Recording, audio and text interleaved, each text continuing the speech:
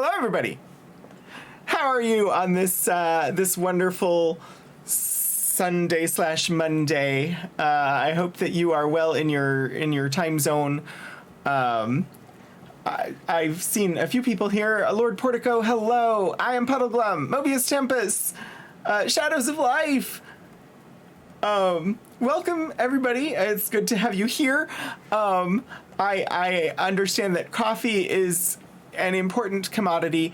I will note that sticking your head in the replicator, as mentioned, probably not a great idea, since it synthesizes and breaks down matter at the molecular level. But so does the holodeck. So what's the difference? Science and engineering should be able to make a good EMH. This is true.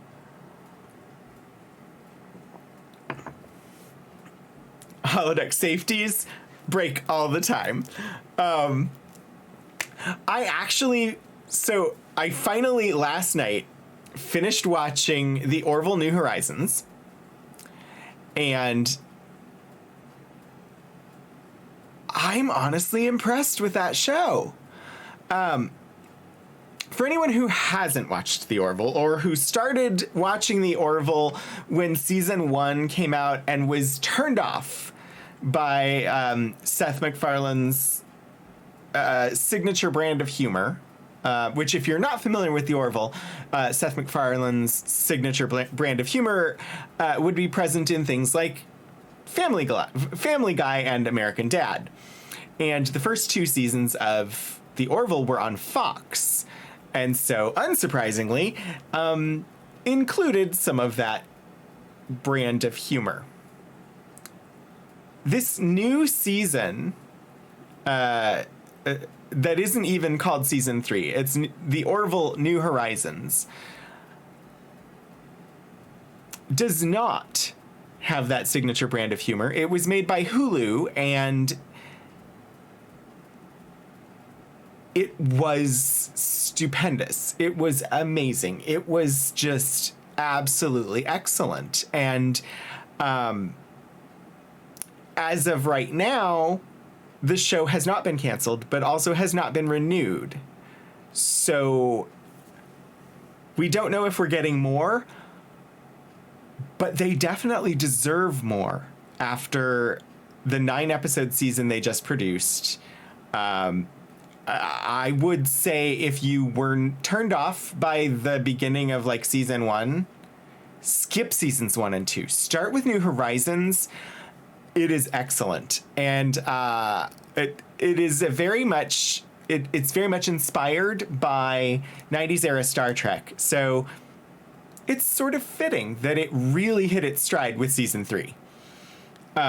Sorry, I had to remember to say this because it was a really, really good season of television, and so much of television nowadays is completely uninteresting to me. And this was really good. We don't have a problem with Moriarty sharing the coffee. On hiatus? Wait, what's on hiatus? Oh, the Orville. Yeah. Well, so it's complicated because of American monopolistic corporate structures. So the Orville was originally produced by Fox Television, the channel that had the Fox brand name, but yet produced content that was much more liberal than its entertainment news channel. And so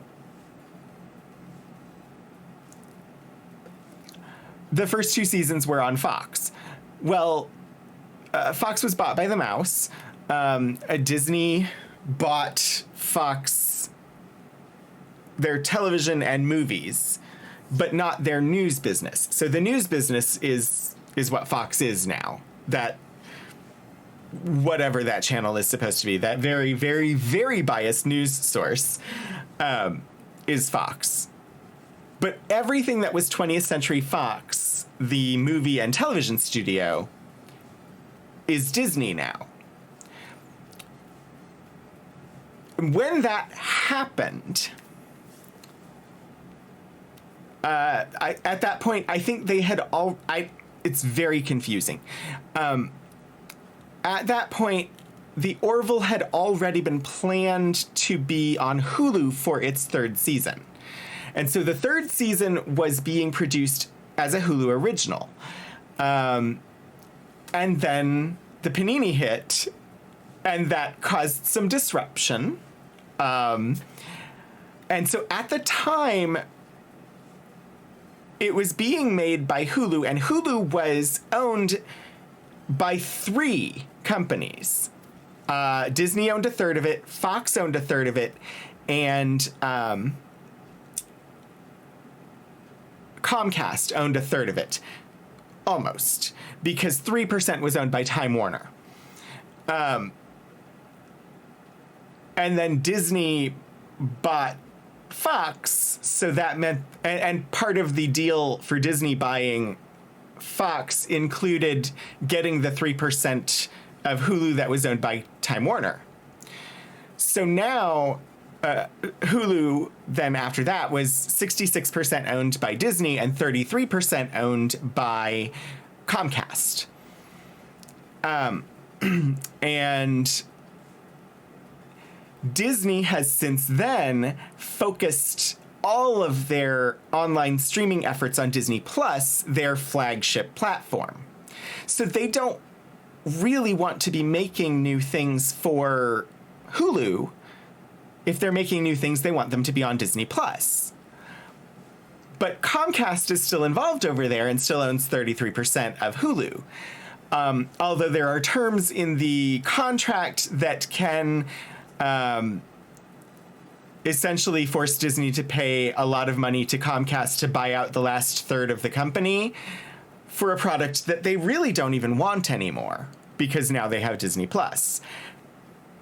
So that makes renewal of the Orville somewhat complicated, although it has been officially announced that all 3 existing seasons of the Orville will be moving off of Hulu Plus and onto Disney Plus, which bodes well for the potential for a 4th season. Because if they do move the show over to Disney Plus, it's more likely that they produce a 4th season. So fingers crossed. Exactly. Never mind if the next season is going to be greenlit. You barely know who would be greenlighting it. Yeah. Honestly, Shadows of Life, I mostly watch streams or RPGs as well. But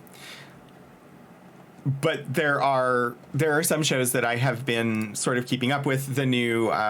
The new Star Trek that's coming out on Paramount Plus, the Marvel series is on Disney Plus, this new, like, the short Star Wars series is on Disney Plus. Those are mostly what I've been keeping up with. But then there was a new season of The Orville, and I wanted to watch it, so I did, and it was really, really good. It was like... The season overall was like late series Deep Space Nine, I would say.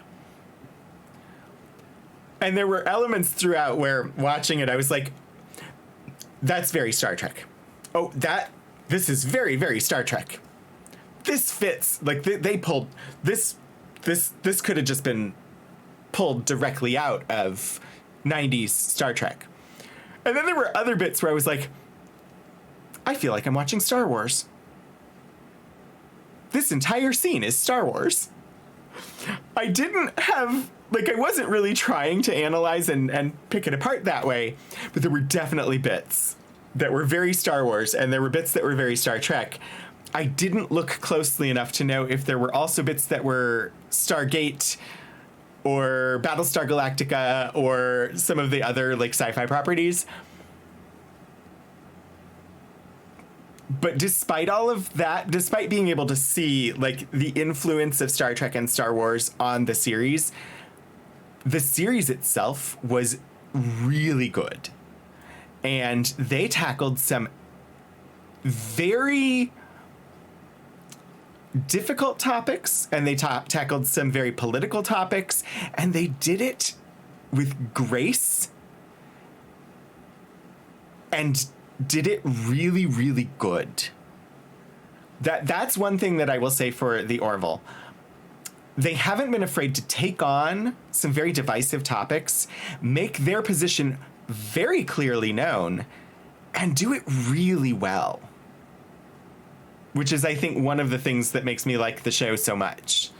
If you could find any gift cards for Paramount or just... yeah, honestly, having them behind a paywall is frustrating.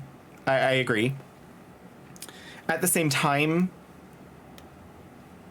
I'm glad I can buy a la carte and I don't have to pay for like a whole like cable package that is full of lots of things I don't want.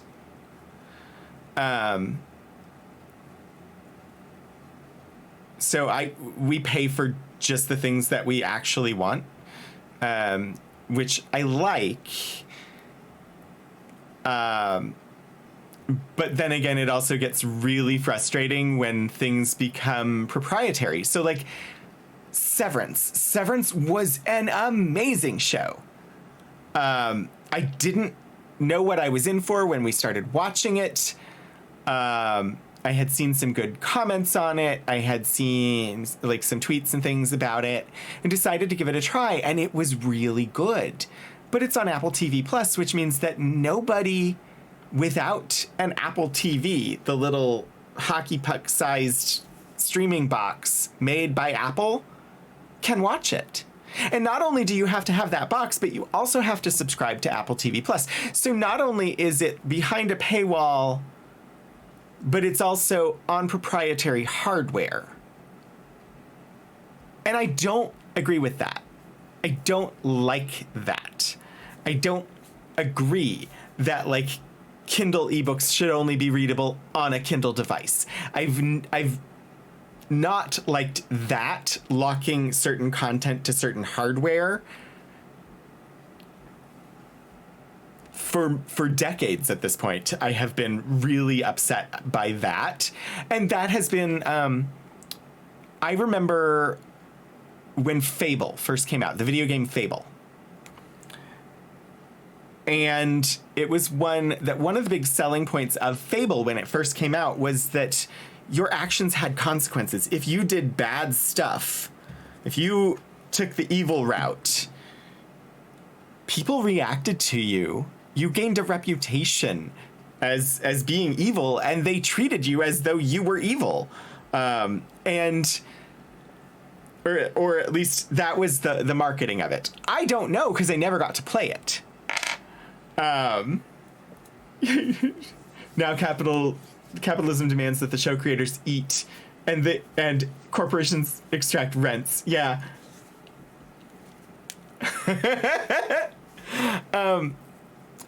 And so I wanted to play Fable so badly because it was exactly the style of game that I was interested in playing, and it had sort of that new mechanic to it, but it was only on Xbox. And I had a Nintendo and a PlayStation. And there was no way I could justify buying a third console. And so then as we progressed, I continued having Nintendo consoles because of Mario and Zelda, which are proprietary titles that are only on Nintendo. And I continued having a PlayStation because it gave me access to pretty much everything else. And I never in my life have had an Xbox of any sort. because I had Nintendos and PlayStations. And so now, actually, with they've expanded like Fable, the like remastered or classic versions, I don't remember what it's called, is available for PC through Steam, and I have it. I've still never opened it, but I have it because I've always wanted to play that game, because it was something I was interested in when it came out. I was excited for it, and I never got to play it because they restricted it to certain hardware. And that hardware was multiple $100 hardware. And so that is like, it just makes me mad. I get that they want to have these things attract people to their platforms so that they can, make all the monies, because capitalism, the way that it functions in our country, requires that profits increase always. If your profits do not increase, then you are a failing business and investors will leave. So it is the responsibility of business, in the way that our structures are set up, to always increase profits, which is not possible. It is impossible for profits to always go up. It is not economically possible and not mathematically possible for there to always be an increase. But that is the way our system is designed, is for corporations, companies to always post an increase. And so eventually there will be what is termed a correction, which is when the entire market collapses because it cannot sustain ever perpetual increases. And right now, all of these streaming services are trying to lock viewers into their channel by creating proprietary content. And what it's doing is it is limiting the potential for creative content development, because it is a much safer bet to stick with a franchise that has a known audience and lock that into your platform.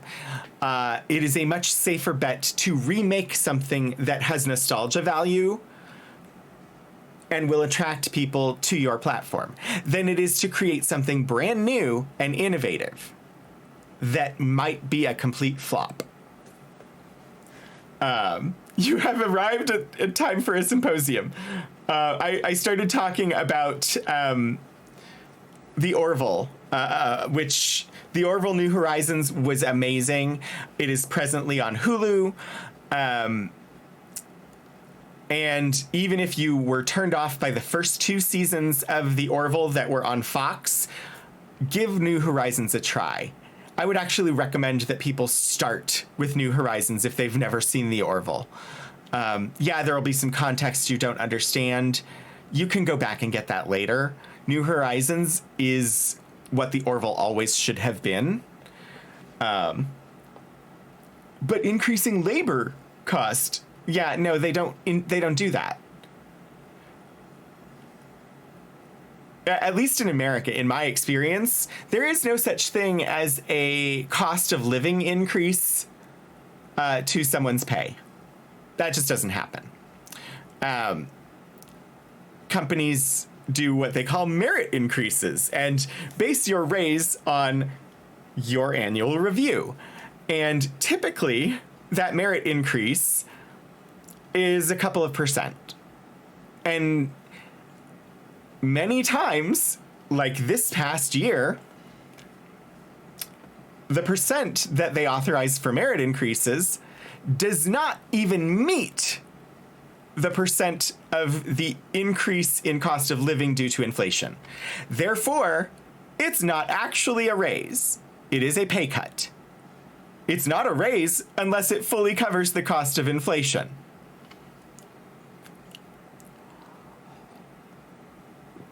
antitrust capitalism, anti-competitive behavior, corporate shareholder irrationality, and yet all of these corporations are people, according to our Supreme Court, and are fully allowed to donate to political candidates as individuals. And therefore, since they are capable of providing significantly more funding to politicians than any individual American can, they have a lot more influence over what priorities those politicians have, thereby securing their corporate interests and setting up protections for themselves from things like antitrust. Corporate personhood is extremely complicated. I understand that I do not fully understand it. Sorry, there's something on the lens. I'm just going to clean you guys up a little bit. There.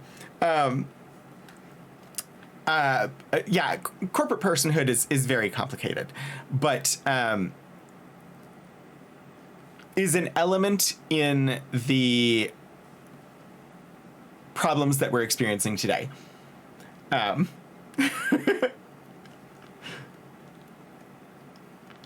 buffer is... Wait, was the buffer the cleaning the lens?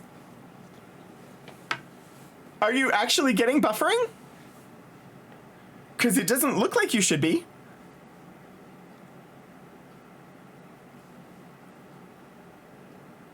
Is the corporation that provides my internet trying to prevent me from streaming? What's going on?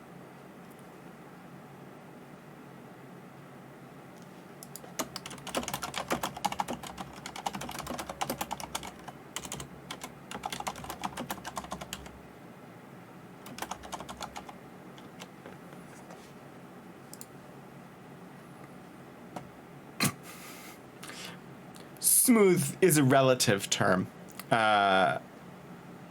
Things appear stable, although it was a flat line and now it's more like an EKG. All right, I think it's just Portico. Anyway, I'm sorry, I didn't mean to do a whole economic corporate antitrust monopolies rant. Although speaking of monopoly,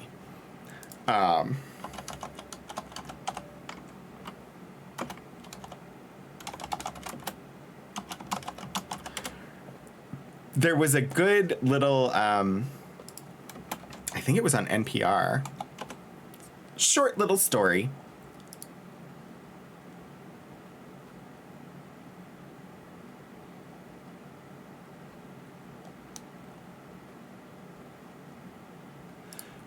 Oh, come on. I know I saw it.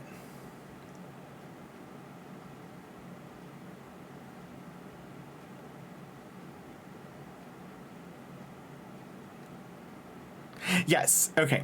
I'm actually going to share the article because it was pretty good about the actual invention of the board game Monopoly, and that the person who created the game did not get the credit for creating the game, did not get the money related to it, and actually created it to help people better understand the problems with capitalism and the issues, the problems of monopoly. Like, it was an anti-owners, pro-poor people invention that became what it is today. The world's most produced board game, but also most hated, I would say, because if you've ever played Monopoly, you know it leads to arguments. And yet, it's still really popular. I don't know that I've ever enjoyed a game of Monopoly. There are, and the thing is, there are so many better board games today after like the board game renaissance that happened during the height of Geek and Sundry, like around say 2016, 2017. There are so many better board games out there than Monopoly. Anyway, sorry. Yeah, I don't know what happened either, Portico. Going on an anti-consumer rant. You can't act surprised when your telecom provider suddenly starts throttling your internet. Yeah, no, I understand. And I understand that was a joke, Puddleglum. And the thing is, I have spoken with multiple representatives of my ISP regarding what the problem is. And I have asked multiple times and had it confirmed to me that the company does not throttle. I have unlimited, and I get to use unlimited, and they claim that they don't even have the mechanisms set up. I doubt that's true, but they've said that they do not throttle. That's not a thing they do. The reason for the problems that I experience is supposedly noise on the line somewhere. Basically interference with somebody else's internet signal that causes disruption to mine. And it's generally not a problem. It's just a problem for streaming itself. 'Cause streaming from like watching something unaffected. It's the upload side that's affected because the throughput on the upload is much, much, much smaller. And so a small disruption there is a disruption. It affects things like this. This is much more sensitive than some other things, but it also affects Zoom calls, where I will get the notification, your internet is unstable. And it's because there's noise on the line, there's disruption. Property ownership leads to violence. Yes, that is ultimately the purpose of the original game that was designed. There were better board games then, I agree. Monopoly Junior, fewer bullshit rules. So that's why I'm hopeful that when Xfinity moves into the area, switching to them will provide a better experience. Not because I think Xfinity is inherently better than Chantel. The reason I expect a better experience by moving to Xfinity is that when they move into the area, they're installing new hardware. They're putting down new lines. And therefore, since the problem is noise on the lines that provide my service, switching to brand new infrastructure should hopefully address the problem. So it's less about that I think they'll provide a better experience. It's more about that their hardware will be newer and will hopefully not experience the same issues. Hi, Rykar. I have two versions of Ticket to Ride. I have the American and the European. And yeah, it's fun. My introduction to Ticket to Ride was tabletop when was it Anne? Was it Anne Wheaton that accidentally flipped the table? I feel like it was. Somebody in that game accidentally flipped the table, and I think it was Will's wife, but I don't remember.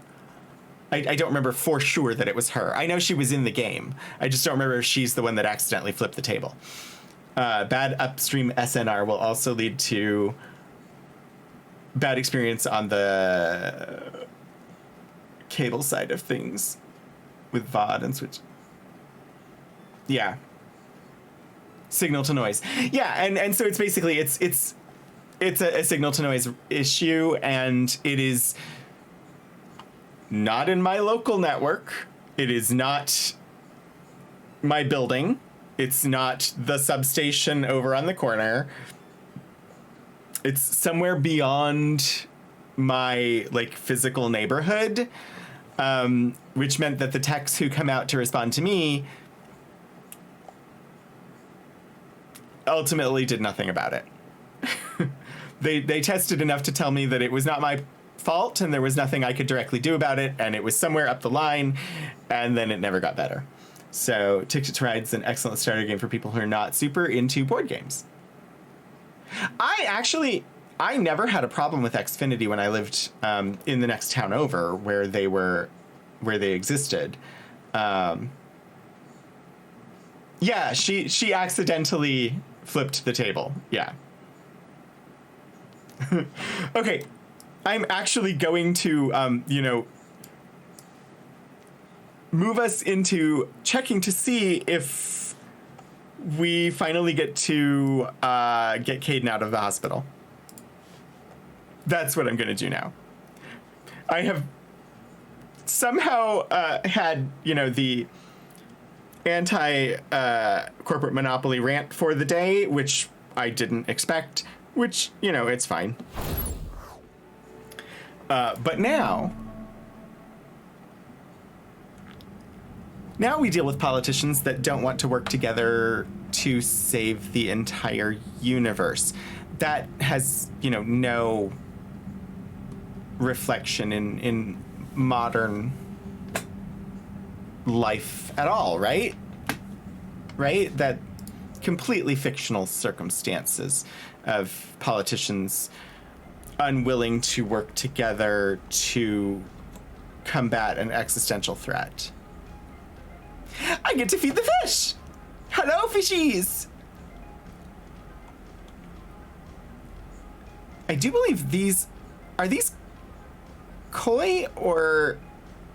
Because those aren't goldfish, right? Those are just koi. Don't go unprepared. Remember that F5 is your quick save option. Thank you. Save your game no later than 30 minutes after fish feeding.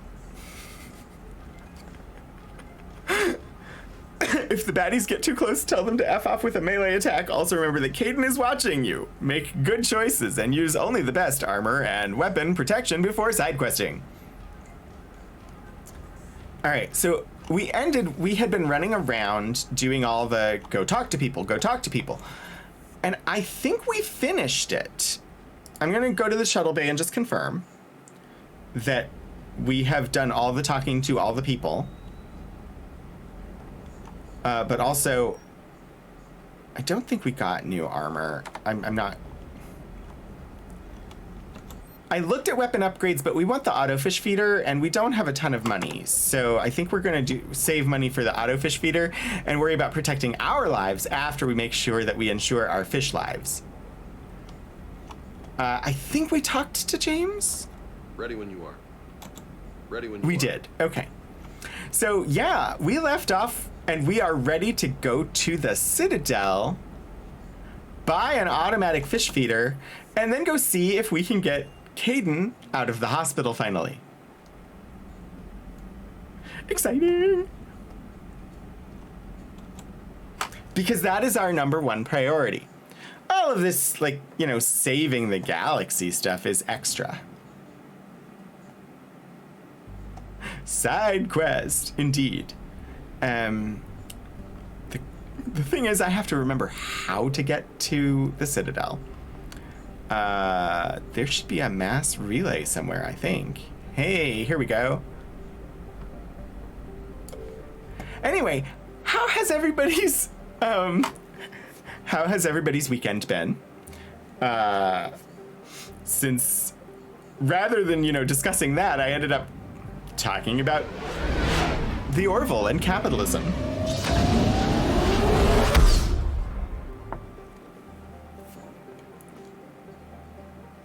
Go to Dock 42.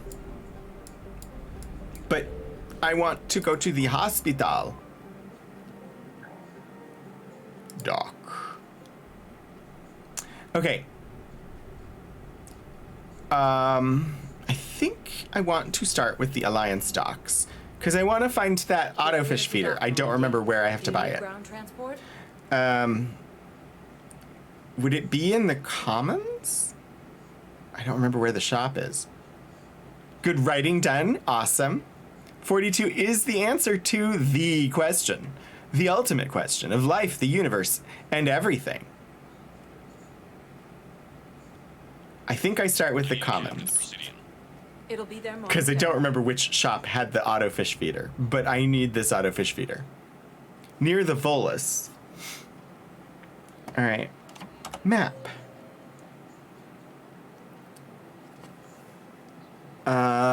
Meridian Place Market, possibly? Which is like all the way over here. Well, we're gonna run around until we find an automatic fish feeder. I'm gonna start by going this way. I have thought about writing, but I've never had the stick-to-itiveness to be able to. My problem with writing, I now recognize is probably related to the, previously undiagnosed ADHD. I need to actually break the task down into bits so that I can do them. When I had an idea for like a fiction story that I wanted to write, Hey, I remember you. I got overwhelmed. Right? Heard you're fighting the Reapers. Matriarch Athena. You were working on Ilion. Oh no! How'd you end up here? I caught the end of that, danced my little socks off, and lost my voice from Time to singing. get somewhere safer, so I moved here. I don't think so. I've seen some video footage of you looking at Liara. Really?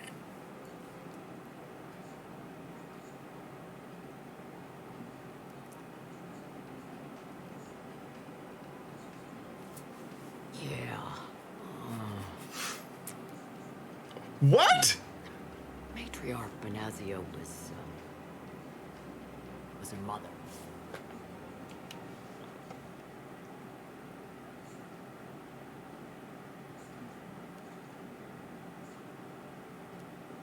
A 50th wedding anniversary? Awesome, Rykar. Sorry, I had to go back and look because I couldn't see the beginning of that one. But it's Liara's father? You mean you were her other mother, right? No, I didn't pop her out. Hell, she never even met me. Sorry. If you were human, you'd both be She'd called have mother. buttons for eyes if she was the other mother. Well, I'm not human, am I? Anthropocentric bag of dicks.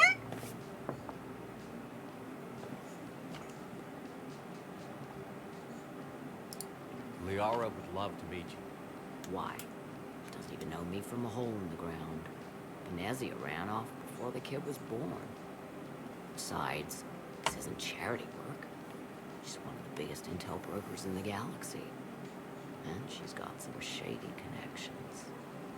Like a boyfriend who used to work for Cerberus. I only worked with Cerberus to fight the Reapers. And you're not with him now. I know.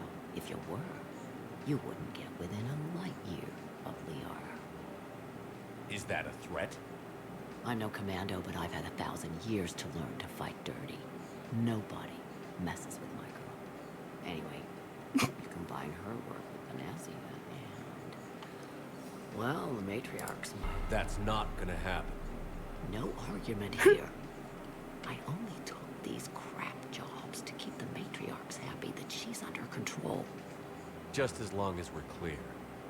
Nobody messes with my girl. My girl? Good enough for her after all. I bet she'd like to meet you. Yeah. We'll see how that goes. That is...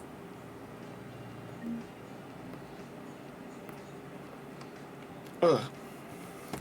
Sorry, I just... Why must they put words like that in my mouth? BioWare, come on. I've been playing a lot of BioWare recently, and there's a lot of, like, general assumption that the player is straight and will want to say these things. And it's like, fuck off, BioWare. I don't believe I did.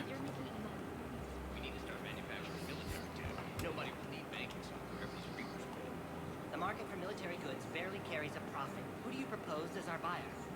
The Council, the Empire, maybe the Alliance. Even if we don't make much now, they'll remember us when the war's over.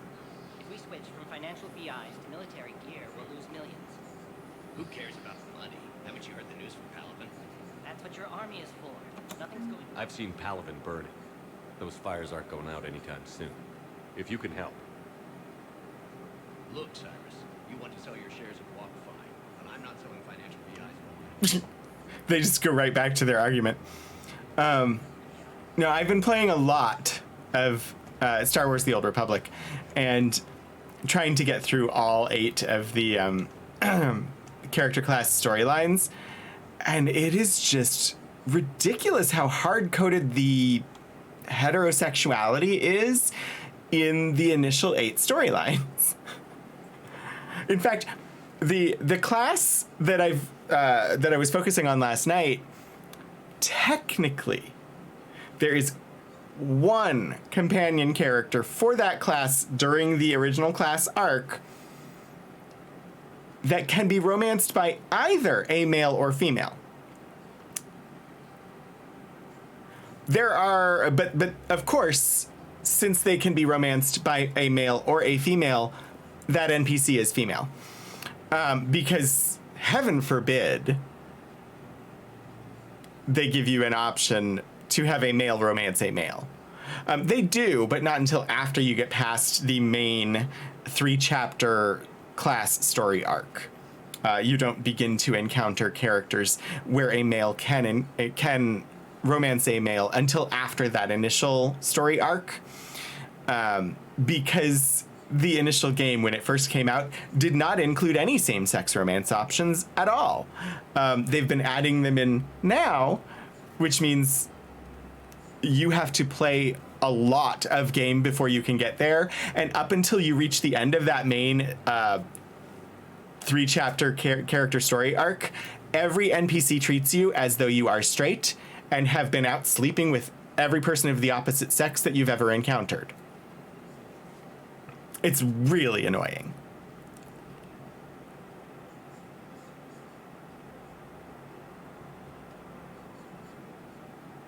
It would be lovely to be able to set romance preference at the start of the game so that when NPCs talk to you, especially NPCs who know you, or when you are responding to something an NPC says, your character responds, it would do so appropriately. Because then you could have the option to play asexual.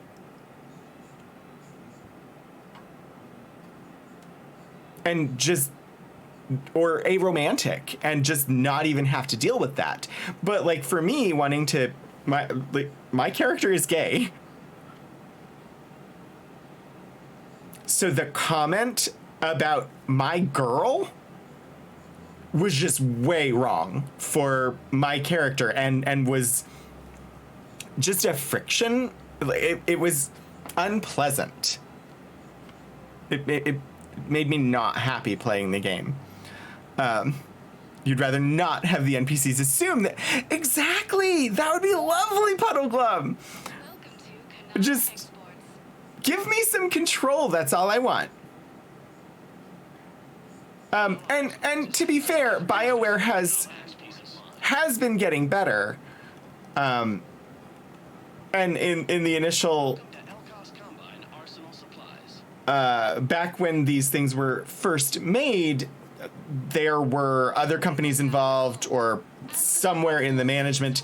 They were not allowed to do these things, and they did better and pushed the boundaries.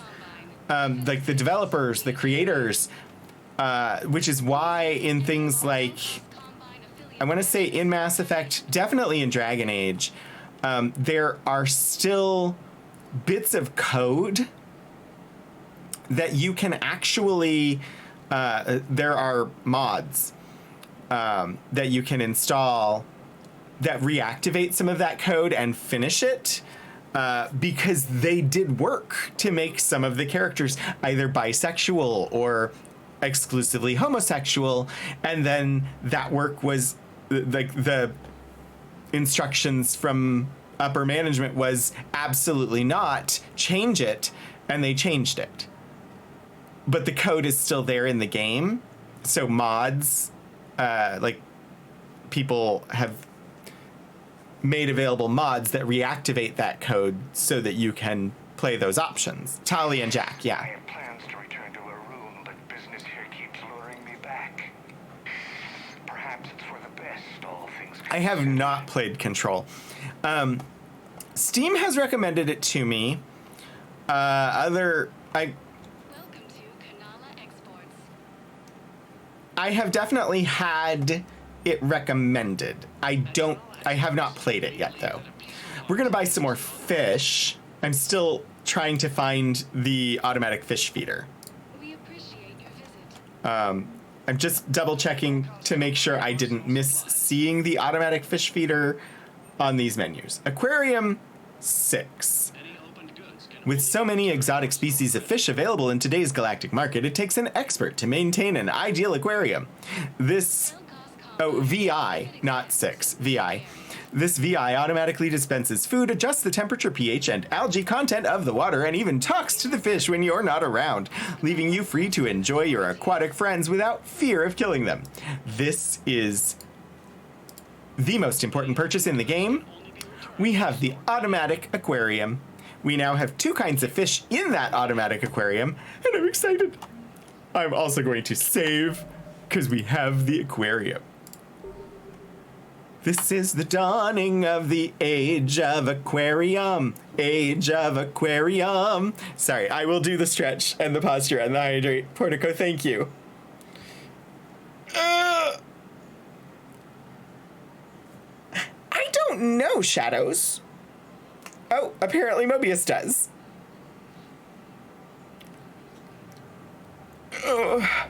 But we still have to check in on the fish and appreciate their beauty.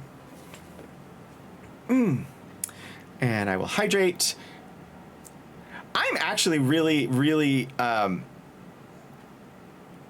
don't want to like advertise, but I am quite happy with the brand of canned water that I managed to find at the grocery store, and the fact that they make still water in cans.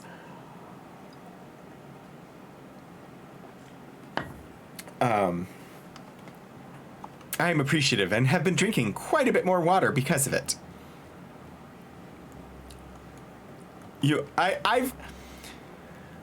I have pretty much only ever played any of these games as male. I don't want to. Dr. Bryson's lab. Does that get me to the hospital? I hope it does. Hashtag canned water. Hashtag not sponsored. I didn't this time say the brand name or show you the can. But I am very much a canned water. Mobius, I realized as soon as it switched that, yeah, this was the DLC. But also, hello. I've already been here, though. Like, what more is there for me here? We will get to the hospital. I just forgot how to do it, that's all. I thought I would be able to quick travel there, and I just need to slow travel. I have to take my time to be able to go, and, you know, the more time I take, maybe, you know, it gives Caden a little bit of time to, like, heal up so that he can join us. Interesting that it automatically gave me Edie when I got here. Hello. I don't think we ever came into the bathroom. I never even discovered this room when we were in here before.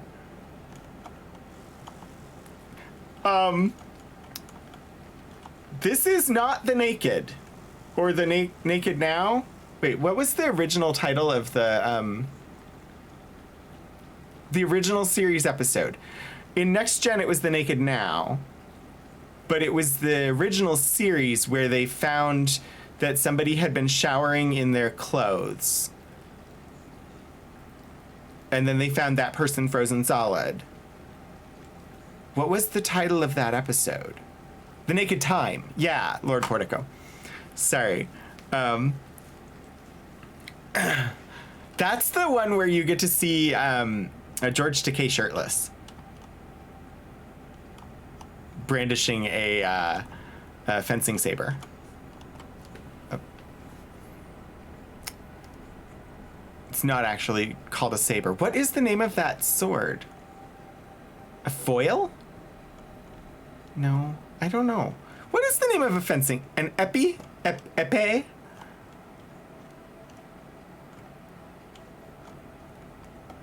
But so for fencing, that's what it's called. What's it called when it's actually being used as a sword? As like in an actual sword fight, what is the name of that sword? Is it the same? These are... I don't know. Is it just a saber?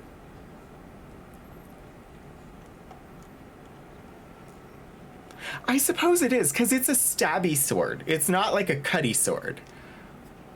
The foil, the épée, and saber. Is it a rapier?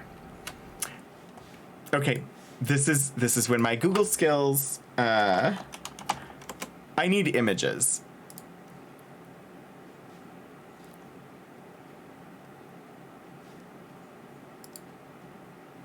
Yeah, it's a rapier is what I was thinking of as far as that, which makes total sense because my current D&D character, the fairy fighter, dual wields rapiers.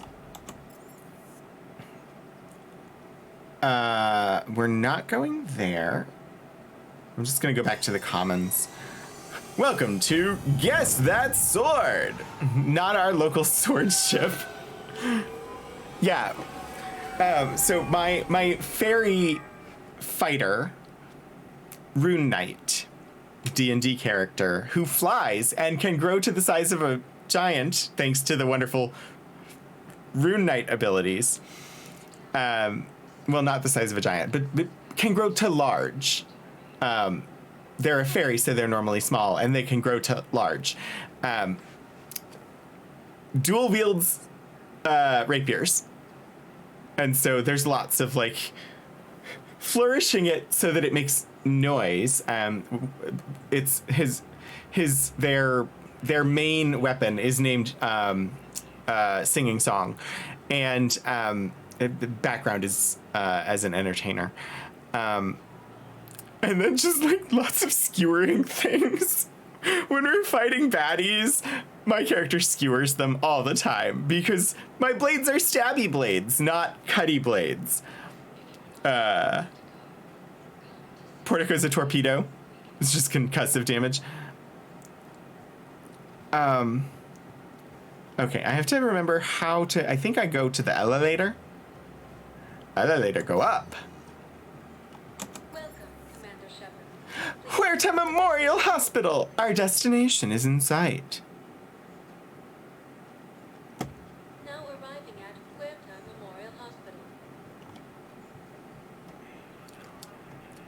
I finally went back and Welcome to Serta. ooh, sure. So when Medical research. way back when I had gosh, I should actually finish a sentence and then you all might know kind of what I'm trying to talk about. Be sure to use the targeting scanners before launching Lord Portico or any mass projectile weapon in space. Do not shoot from the hip. This is indeed true because if you shoot without aiming and you miss, you didn't miss. You just don't know what you hit because it will keep going until it hits something, which could be potentially a sentient life form that has not even achieved space travel yet. You could have just killed like an infant on a planet that has never been visited by aliens 27 parsecs away. And you don't know because that projectile will keep going until something acts on it to cause it to stop. because an object in motion tends to stay in motion. Sorry. I was trying, because we're in Huerta Memorial Hospital, I was trying to mention Grey's Anatomy, the television series, the medical drama television series that has a lot of romance drama, but also, at least back at the beginning of the series, did a lot of like medical mystery or unusual condition and how to treat it type drama, which tended to be the storylines that I was much more interested in. The Sir Isaac Newton approach curses the laws of motion. Elixir, are you getting to have D&D today, or did it still not be a happen thing? That sentence didn't quite work for me, but I think you got the gist. So I had kept up with Grey's Anatomy through all of the Grey's Anatomy up until he's standing and he has his shirt on.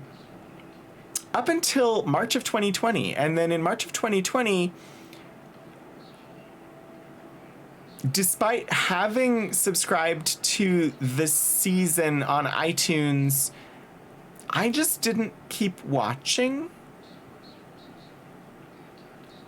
And so it was like maybe 2 weeks ago, I finally went back and finished watching the season of Grey's Anatomy that had been airing when the Panini started, and bought and watched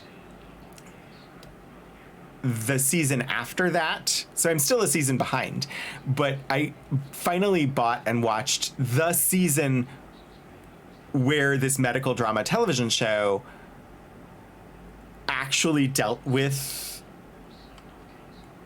the Panini and what was going on. And I think they actually did a really good job with it. I had also seen Philip had a medical drama that he watched at the time. I can't remember the name of it. It's the one with like the autistic younger doctor. Now I must look up the name.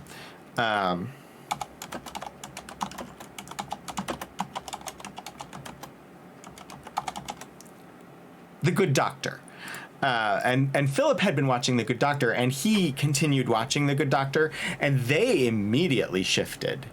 Like, their current season, like Grey's finished their current season, and then it was the next season that they tackled the Panini. The Good Doctor apparently, like, basically immediately switched. Like 2 or 3 episodes after the start of lockdown, they were doing Panini-related storylines.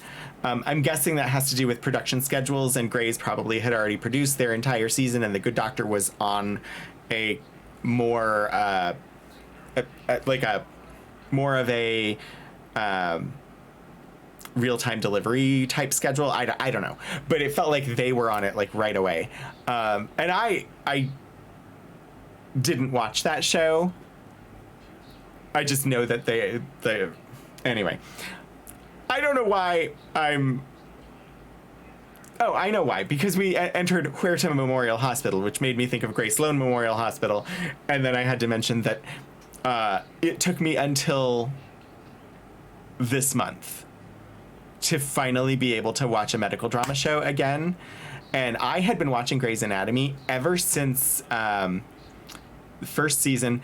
I started watching it after the first season was already out on DVD, because when I had all 4 of my wisdom teeth taken out, and I needed to like rest and relax and whatnot, on the way back from the surgery, the person who was taking me home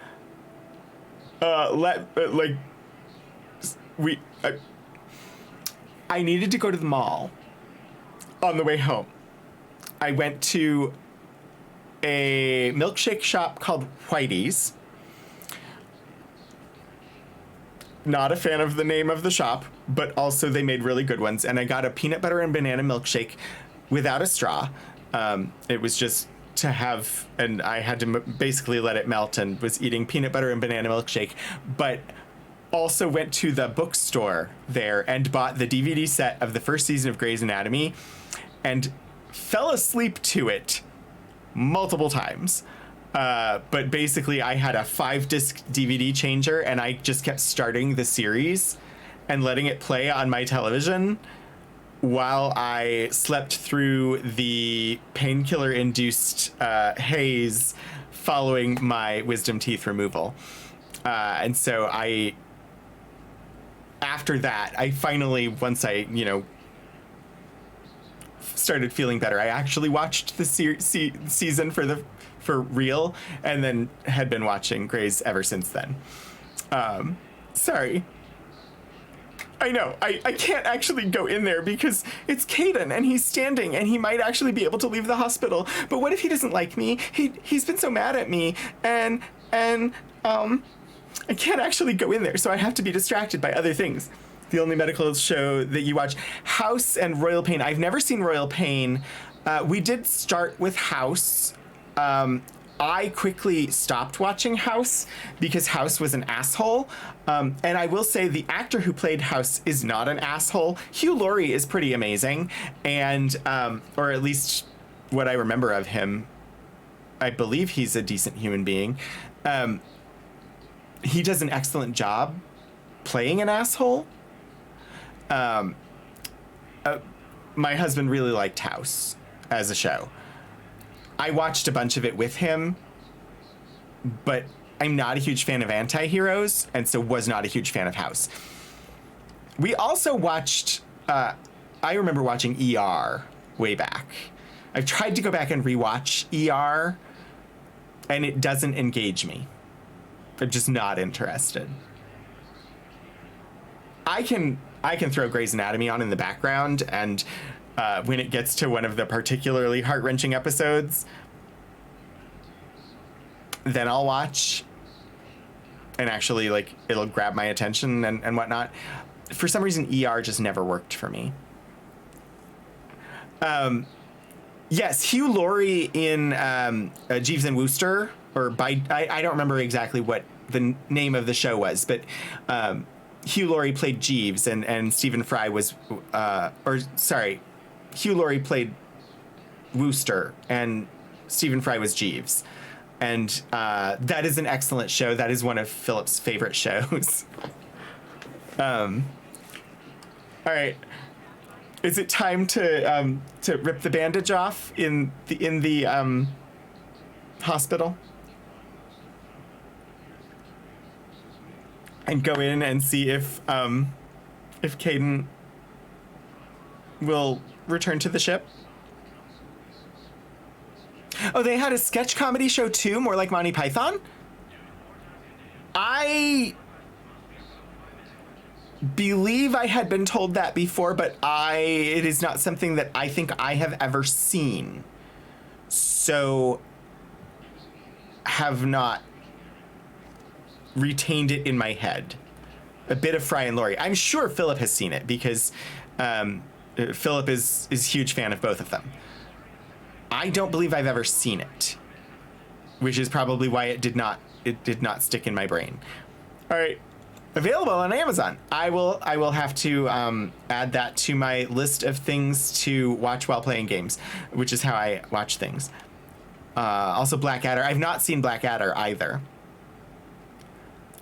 I was introduced to Jeeves and Wooster by the musical by Jeeves, which is quite good. If you're interested in listening to the soundtracks of musicals, I will recommend the soundtrack to the musical by Jeeves. But that was what introduced me to the genre that is Jeeves and Wooster.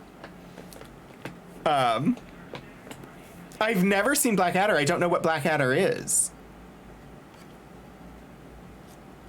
All right.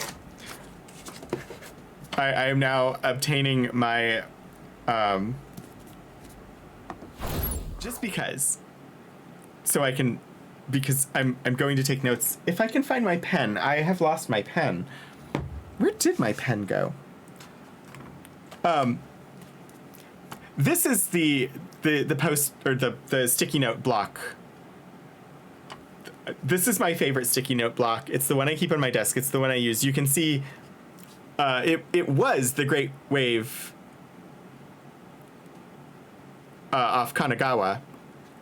I got this sticky note block from the gift shop at the Art Institutes of Chicago, where they have the Great Wave off Kanagawa, or did at the time. I have a pen. It is not the pen. I don't know where the pen went, which means that I have lost a thing. But I'm going to switch. I'm going to use this pen. But I love the Great Wave of Kanagawa. Hi, Adventures of Tony. So what was I writing down? A little bit of Fry and Laurie.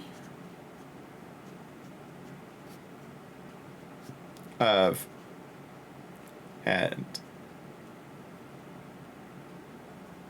Black Adder. I've heard the title Black Adder, but I honestly don't know what it is. I don't know what genre it is. I don't know. I am putting off talking to Caden. I'm very nervous about the Caden is standing. He has a shirt on and is standing, which means he might join us on the ship, which means that the romance might progress, and I might have to actually go back into doing quests. Going to be watching Shepard perform Zeno's Paradox. British humor. Okay, I have not the Kids in the Hall, which is not British humor. They're Canadian, if I remember correctly. They released a brand new season, and I've not gone to watch that yet. I'm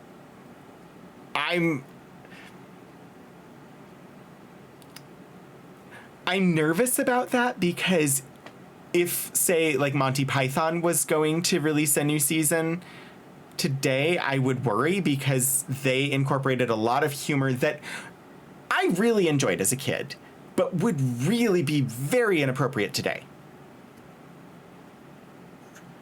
And Kids in the Hall sort of did the same. And so I'm a little nervous about watching the new Kids in the Hall. Oh, yeah, absolutely. Share what your cats have been up to. You've seen an episode. The first episode was a hoot. Caden is always main quest. And we avoid main quest. Anyway, okay, I am going to talk to Caden. I am going to switch us back to the game screen, and I'm actually going to talk to Caden.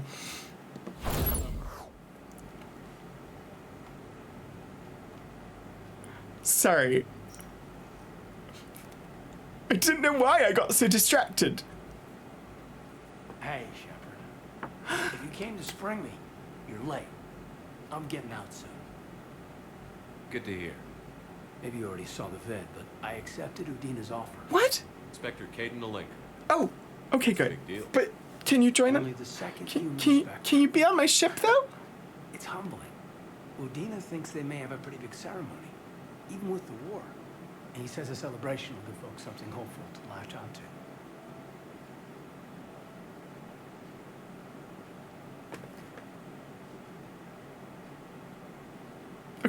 Okay, so this would be like a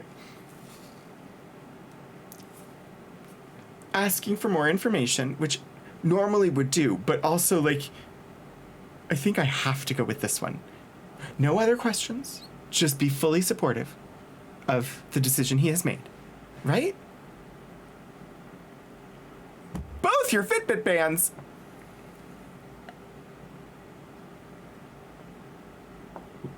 Wow. You're perfect for the job. On Eden Prime, I could see there was something special about you. You're a good soldier. That means a lot. I'm happy. I want to serve. I thought you might want to join the Normandy. Please. Yeah. I have thought about that. I just need to get out of here first, though. Take care of some things. I've been trying to locate my old Spec Ops squad. He's behind my face. Students from Biotics Division. Any luck? No, probably went underground, but they'll turn up. If they were easy to find, they wouldn't be doing their jobs. Well, let me know when you're out. I thought I had a button where I could shut off my camera, but it Stay safe, Commander. I was wrong.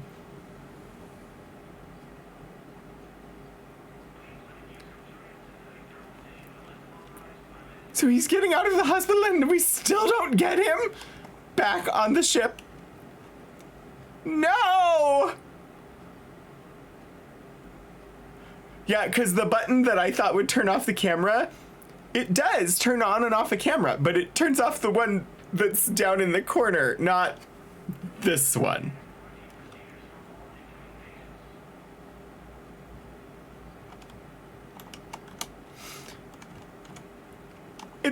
No! Why is the game like this?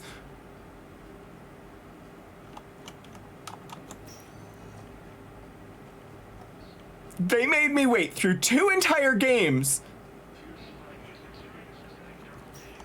And they're making me wait even longer to begin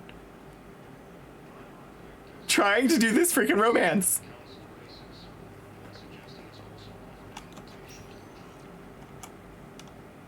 Welcome, Commander Shepard. Please select a destination.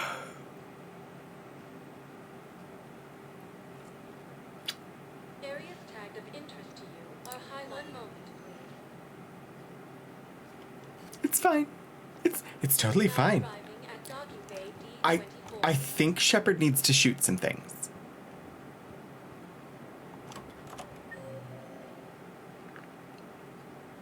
Oh God, I don't want to talk to Miranda. She's not Caden.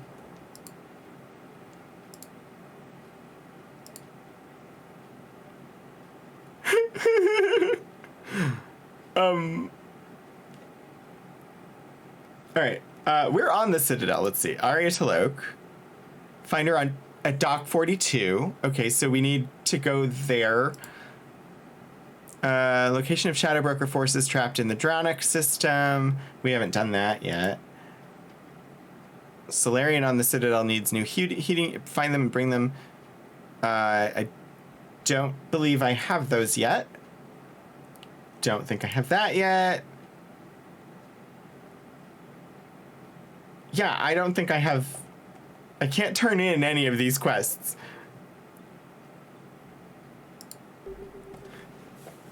The Arya one is the Omega DLC. Okay, so I should maybe wait on that?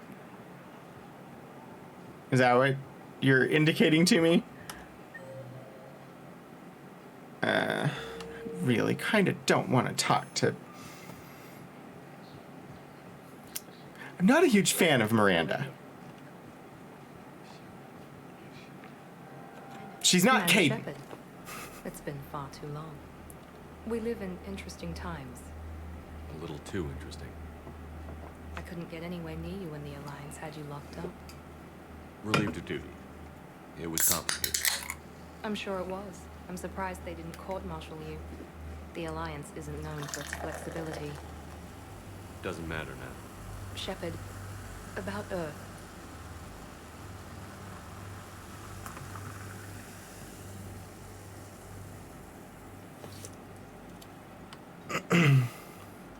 Or Grissom. If you wait too long, it can be locked out and autofill. Well, I guess then we should probably do that one soon. I'm all right. We'll figure out some way to even the odds. We have to. Everybody has a weakness. Even the Reapers. I'm sorry, Shepard. What about you? What brings you here? I need to talk to a few people. Like you. The Citadel is a good place to meet. For now. What's the Alliance's next move? We have a plan. It's a long shot. Not surprising.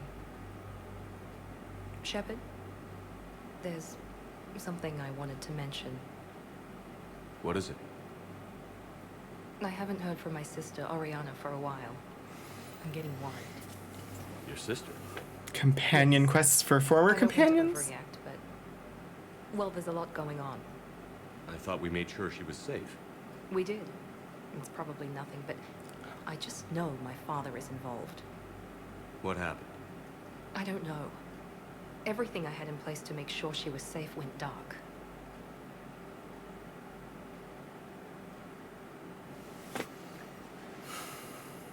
We'll What do you offer need to from me? help. I appreciate the offer, Shepard, but you have your hands full. If I need a door or two kicked down, I know just who to call. But for now, I'll be fine. Okay. I understand. I have to figure this out. Tell me more or I've got to go.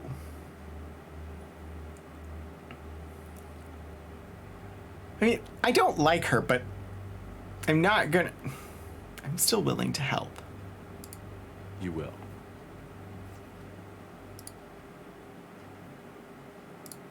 Have you had any run-ins with the Elusive Man? Tim. Just once. He said it had been a pleasure to work with me, but he needed to contain the situation. Contain the situation.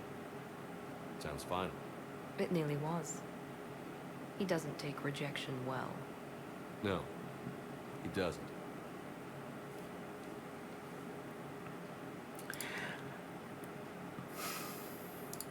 Why do you think your father was involved in Oriana's disappearance?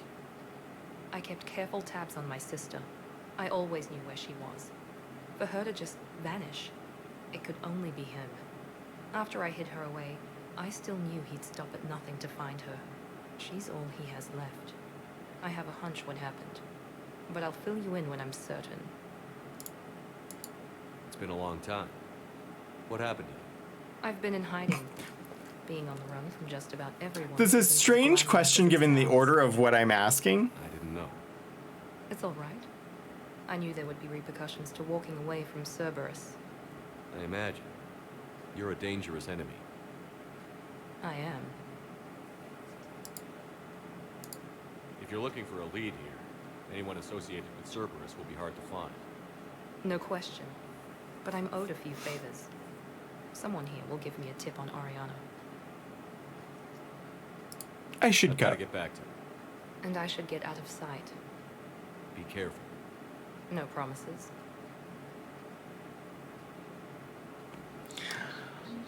Okay. Okay. I suppose it's probably time to start heading back to the ship, since they won't let me bring Caden with me. And oh geez. Tony! Thank you. I will stretch. I will hydrate. Then I will take Portico's suggestion, take a quick bio break, come back, sit with some better posture, switch hats, and yes, I will run some ads to kill pre-rolls while I'm on break.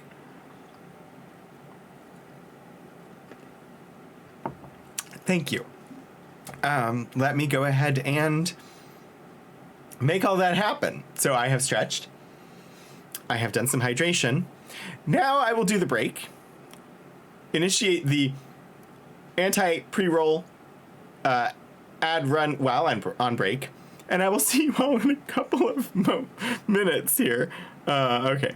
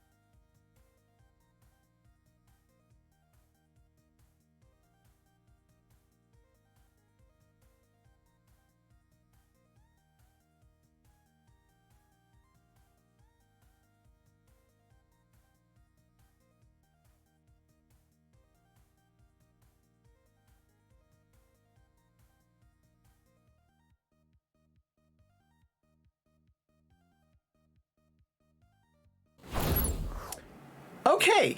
I'm back. The ads should be done. I still owe a hat trick, so I'm going to do that real quick. And then I'm trying to do, better posture. Lean forward a bit less. I don't know where half the stream went. I got very distracted, and yeah, don't know. Mobius swimming in the coffee. All right, so here goes the hat trick. Thank you again, Adventures of Tony.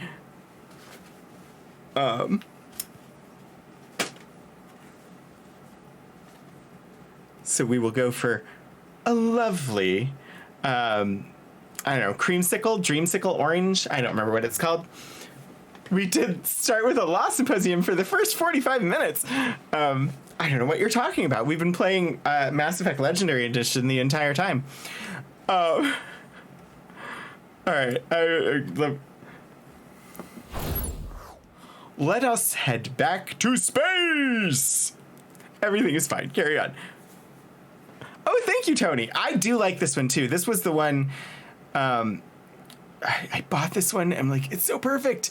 It's too tight. It's so perfect. It's too tight. It's the same size as my brown one. Except it's just a little bit too tight, which is why I have a hat stretcher. I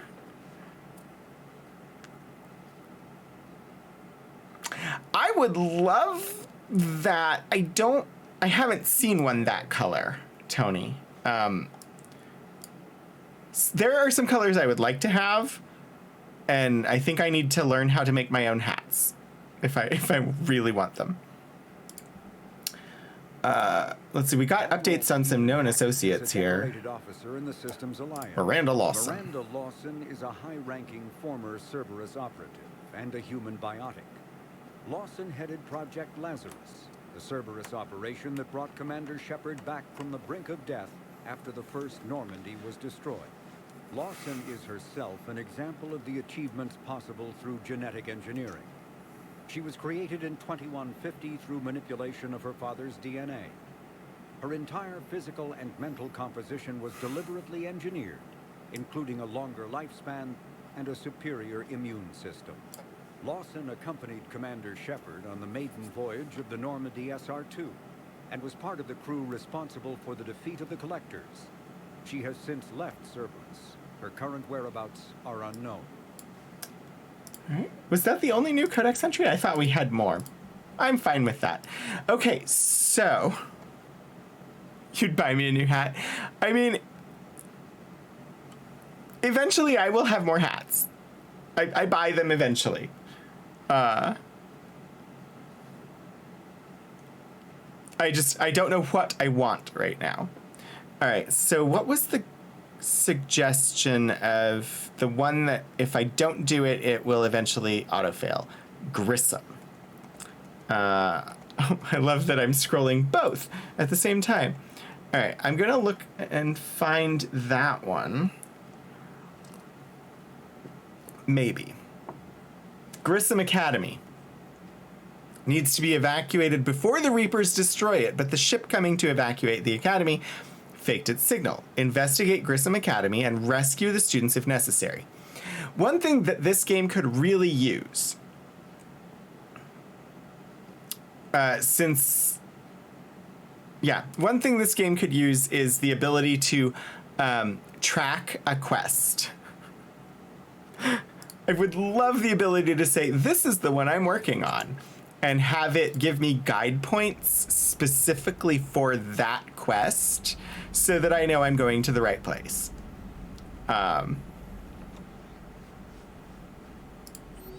No new messages. Caden didn't even send me an email. He doesn't like me. It might be dangerous to have a whirlpool-sized espresso. I have to see the fishes.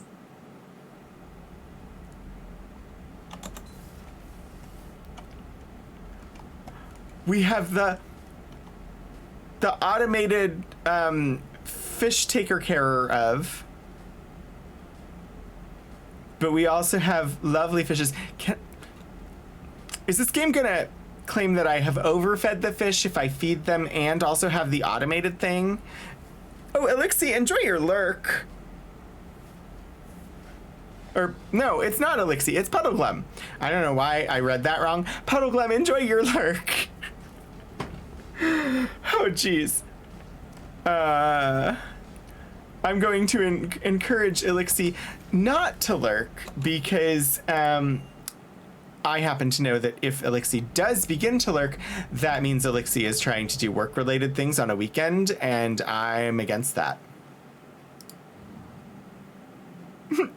I was lurking? I thought I was participating. Plot, mass, relay, jump. Just some house chores. I guess those are allowed. I did do chores. I did laundry. After stream, I have to prepare to pay bills because tomorrow is the 1st, which means tomorrow is payday and bills are due, like rent. But I can't pay them today, but I need to make sure that I'm ready to because I don't have a whole lot of time in which to do things like that tomorrow because it's also a Monday. So I have to do grown-up stuff. I don't know where the this Grissom Academy is. This is the thing. The indicators they put on these things don't actually give me the info I need to know which quest I'm going to because they don't match what's in the quest log. Investigate missing scouts in the Ninma cluster.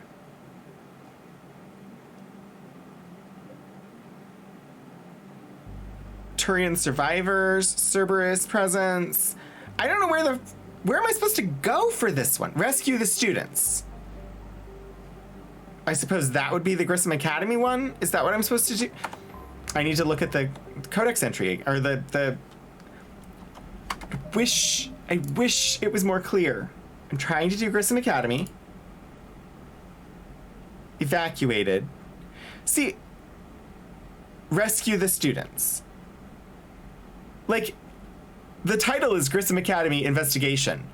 The waypoint on the map is rescue the students, which is like 3 words in the last sentence of the description. It's really hard for me to go from here, where I read the overview, and then go to the map and remember 3 words from the final sentence as my clue that that is Grissom Academy. Because in my head, I tried to remember the title of the mission. Sorry. Just slightly frustrated with that. Because I keep having to exit all the way out of the map to go back and check the quest listing to know what I'm doing. I'm not a fan.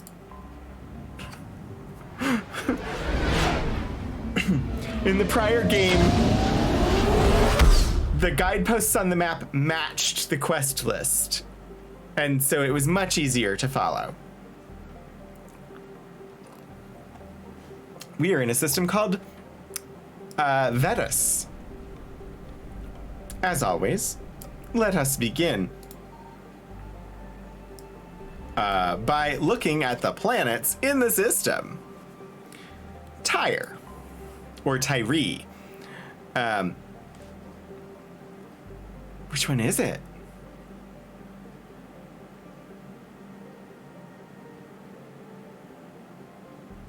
I don't know if it's Tyre or Tyree. It doesn't really matter.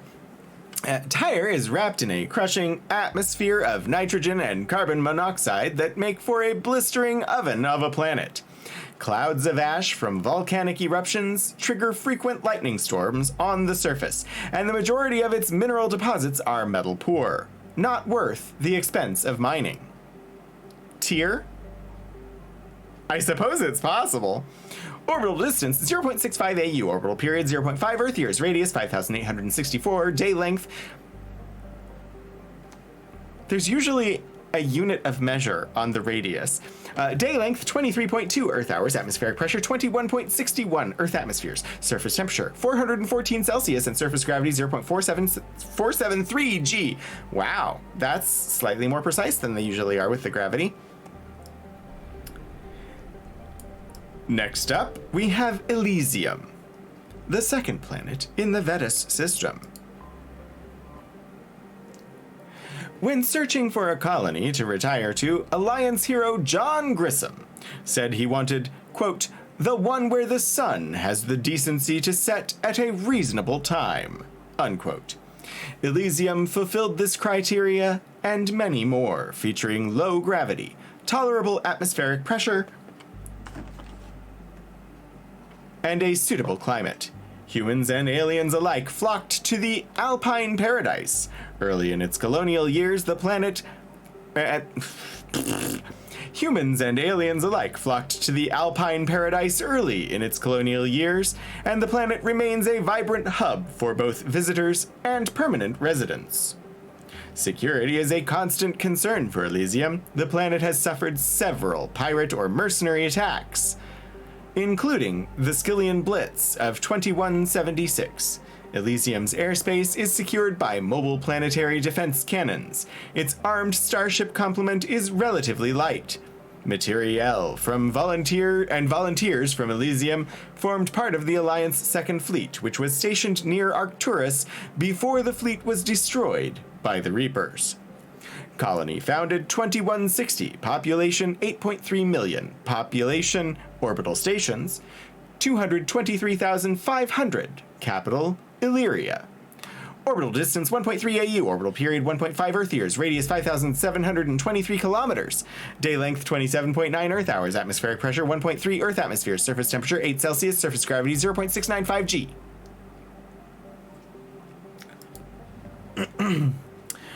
Right. I don't want to attract Reapers to come reaping. Next up, the third planet, Sidon.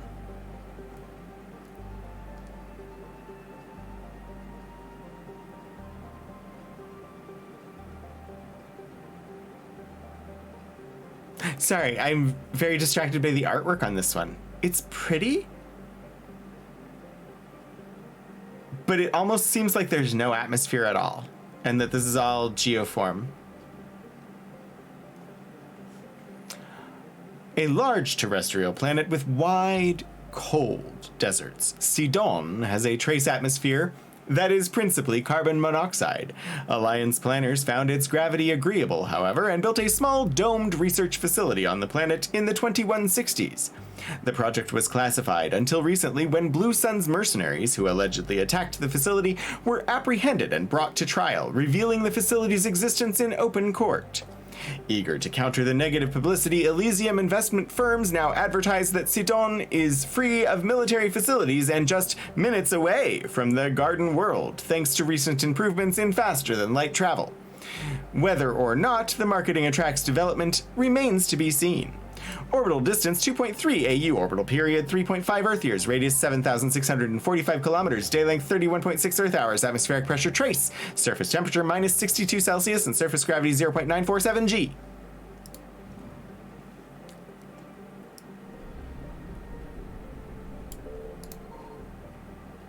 I don't think there's anything to scan for in this system, because I'm not getting like, oh no, the Reapers are hearing your scans, so I don't know.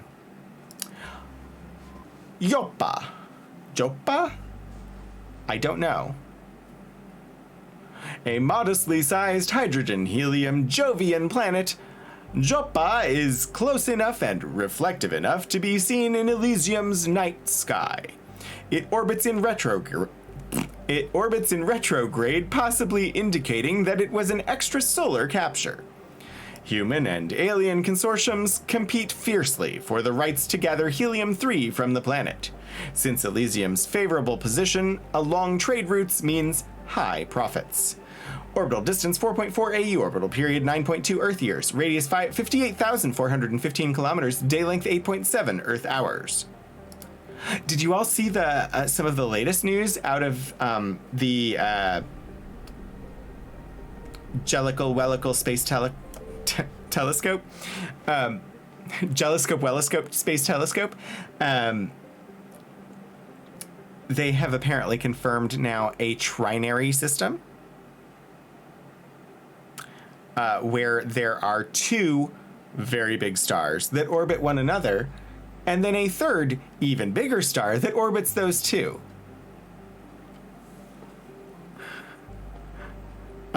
Which is the first, they believe it's the first time that they have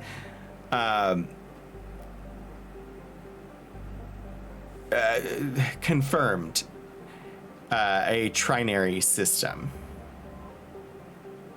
Which my brain immediately goes to, what was that? The novel by Cixin Liu, I believe is the author's name.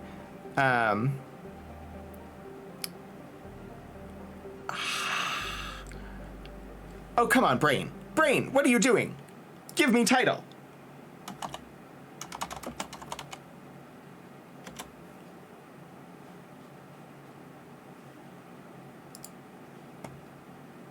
What is title? The Three-Body Problem.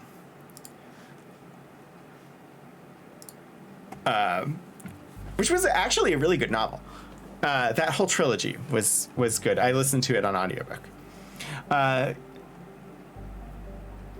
Okay, so I don't know why I'm so distractible.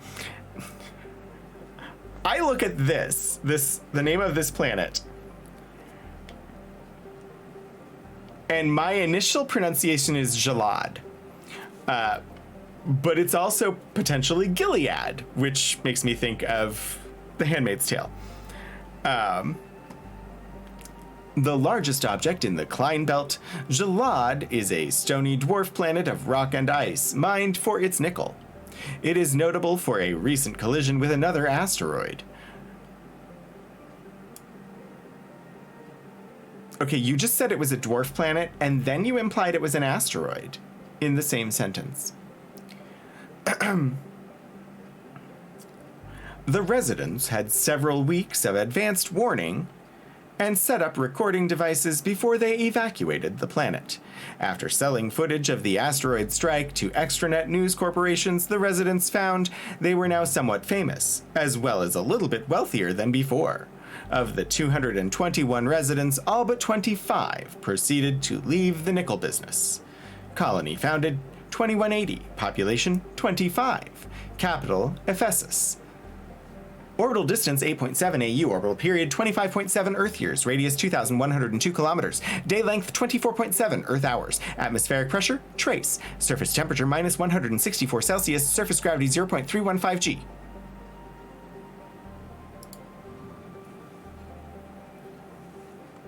Or Jaled? Galed? I don't know. There's multiple ways to pronounce it, but my initial is Jalad, and then I also see the potential for it to be pronounced Gilead, which is just really makes me think of Handmaid's Tale. Okay, let's do this. I don't know why I'm delaying so much, and it's so super distracted. Grissom Academy. The stated mission of the John Grissom Academy, commissioned in 2176, is to serve a student population demonstrating excellence and passion for math, science, and the liberal arts. Its entirely human student body ranges in age from the early teens to the mid-20s. Although the fact is not heavily advertised, the institution also offers classes for students with biotic capability. The school's Ascension Project seeks to train these students and integrate them into normal society. Population 8,620, station length 1.1 kilometers, gross weight 375,000 metric tons, and what the fuck is normal society?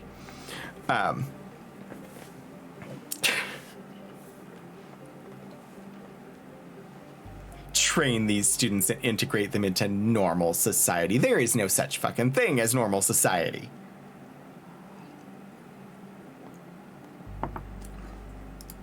Sorry.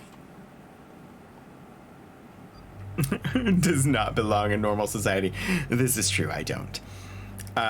We're gonna bring James, I think. Let's see.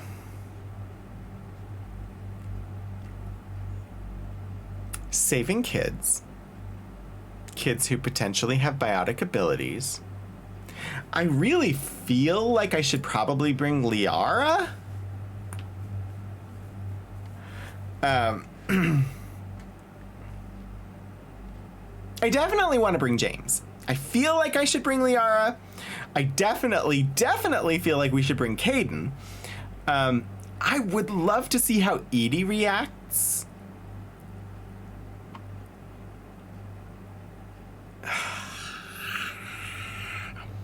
I will bring Liara. I will follow your request, Shadows of Life, and bring Liara. No, we're bringing James, for sure. I can always play the game again and bring EDI then. Someday.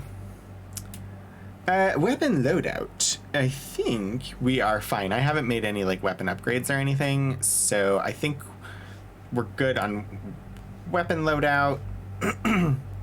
Assault rifles and shotguns. Double pistols. Oh, no, pistol and submachine gun. Yeah, I think we're good. And because of the Academy and in the description where it talked about biotics, I feel like Liara will have interesting things to say, which is why I ultimately went with Liara on this. 10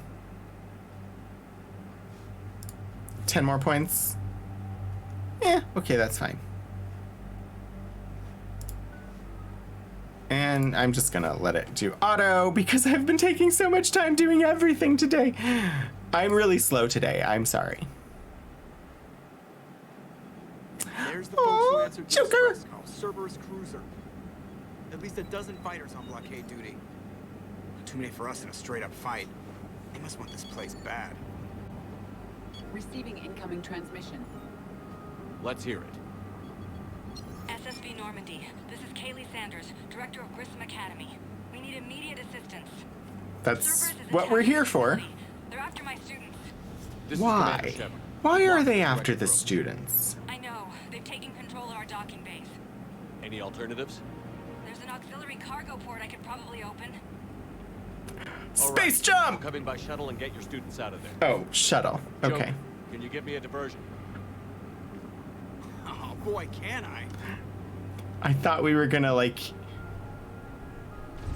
explosively depressurize a bay while we're in suits and just like shoot across in like a, you know, J.J. Abrams Star Trek movie style.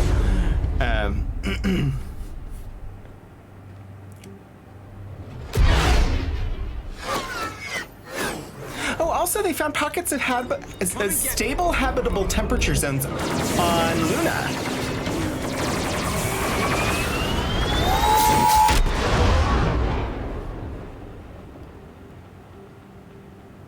There's been some really kind of neat space news lately. Keep the shuttle in position. We'll be back. Don't get blowed up.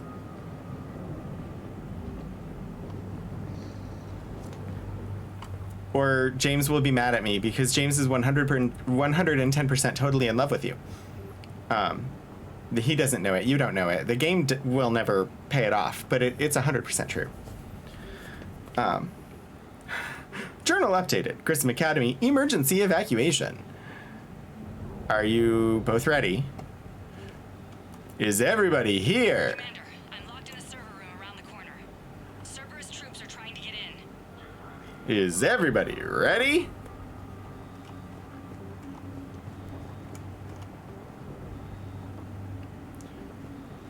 Wait, I thought we were saving them from Reapers. It's Cerberus?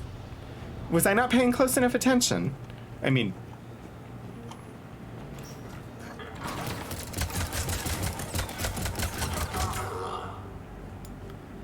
I honestly thought that we were here to protect them from Reapers. I thought she said she was being attacked by Reapers. When did Cerberus get here? I missed that part. Sanders, we're clear. It's me. Commander, thank you. Admiral Anderson always said you were the best. And with Cerberus coming for my students, I need the best.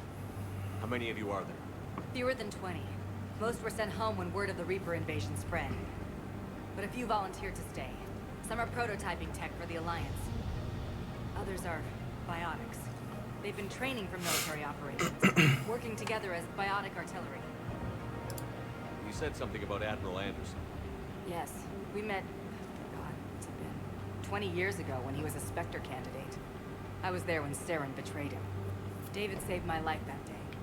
He's a good man. He was on Earth when the Reapers hit. He stayed behind when I got off world.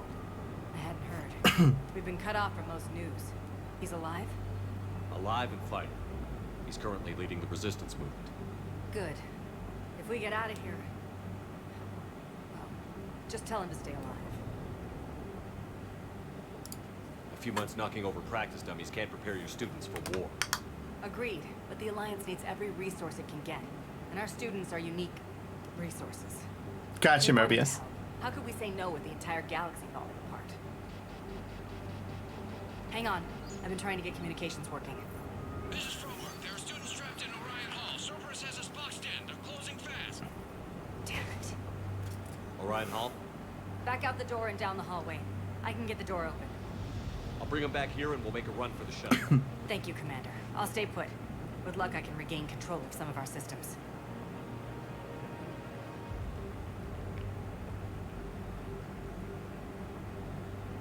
And if anybody's watching and not paying attention to the news or social media at the moment, I will just say I am aware of the news. I'm not going to speak directly to it here because this is not an appropriate venue to break that news to somebody who hasn't seen it. I will just say there is news that you may want to take a moment with when you actually see it. They have a good teacher. That is true.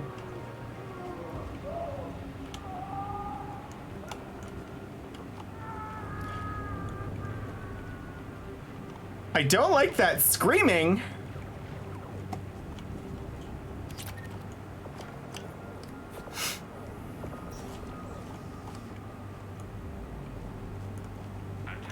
And I guess it's not great that I was very vague on that.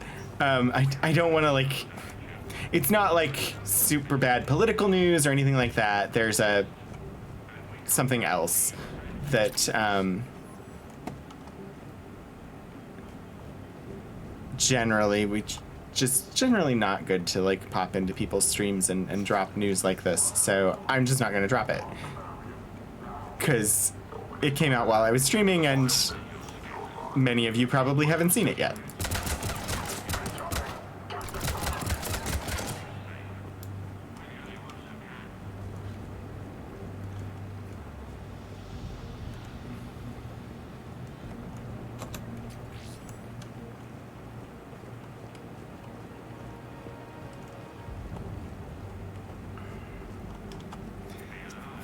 Oh, I will do the stretch. And I will do... Wow, is it already? Jeepers. Where does the time go?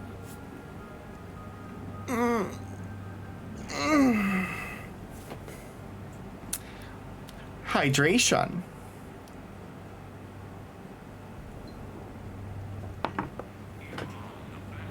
Time is fake and haunted. Oh, yes, share good news.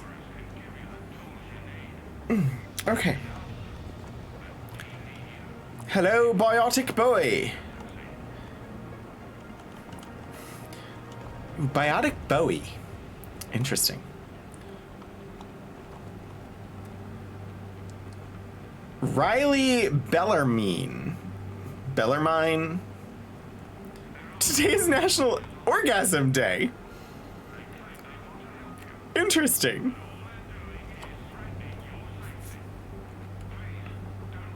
I presume in the United States of America is the nation that has designated National Orgasm Day. England's women's football team won the finals versus Germany. Awesome. Congratulations to them. There may be more nearby. play dead until it's safe, then get to Kaylee Sanders and security. Oh, I wish I had... Okay, but my sister Sean... He's got like a... He's got like a badge on his left pectoral muscle that looks like a chevron, like a Star Trek chevron. Wishing anyone interested in that fully consensual celebrations today. How do I photo mode? Maybe I can zoom in on it if I do that. Move camera. No. How do I zoom in? Oops.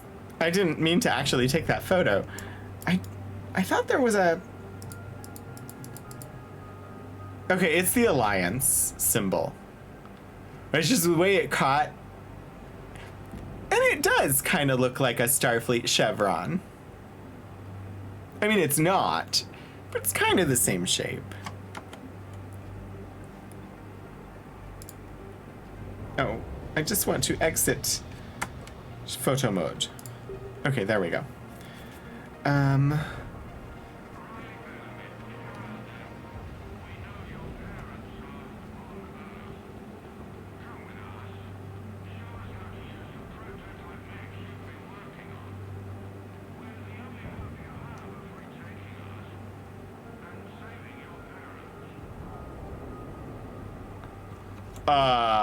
What they were just saying was like addressed specifically to that kid that I just helped. Tactical analysis review, student ID number 275668. Unshielded opponent approaching at 2 o'clock. Shielded opponent approaching at 12 o'clock, both holding heavy pistols.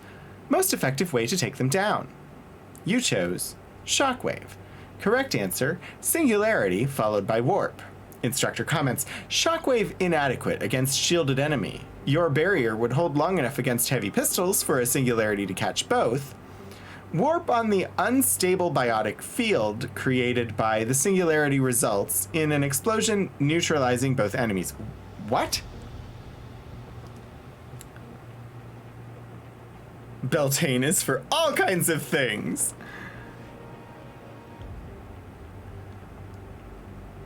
Somehow the instructor comments became very not sentence. Shockwave inadequate against shielded enemy. Okay, that makes sense. They could have used the word is or would be. Your barrier would hold long enough against heavy pistols for a Singularity to catch both. Warp on the unstable biotic field created by the Singularity results in an explosion neutralizing both enemies. Okay, then now it makes sense. It's just the sentences didn't make sense to me as I was reading them, and so I had to slow down and parse it more intentionally. Submachine gun heatsink. It took me forever to understand things like SMG in a game with guns means submachine gun. For a long time, I just called them SMGs because I didn't know what the frack they were. I eventually figured out that it was an abbreviation for submachine gun, but it was not immediately obvious to me that that's what it was. Instructor's log. The kids are getting better at this shit, but I'm worried. I don't think we've got enough time to pull this off, and there's just no way they could really survive out there without without way more training. Not without any field experience at all. I'm doing my best to get them ready. Didn't think I'd ever care this much, but I won't let them hurt them. They're my kids. Mine.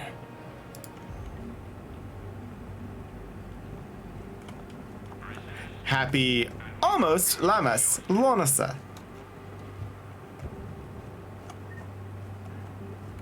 Yes. Yes. Okay. Where to now? Where am I go? I sentence good, yes?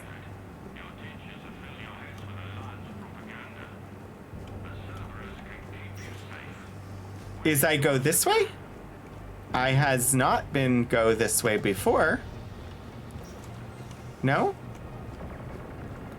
Or is this where I came from? I don't know. I think this is where I came from. Fail English? That's impossible.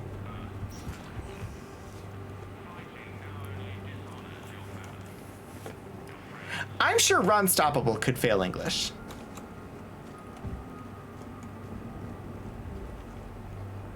Sorry, Unpossible made me think of Kim Possible, which made me think of Ron Stoppable. So you can follow if you're familiar with those characters.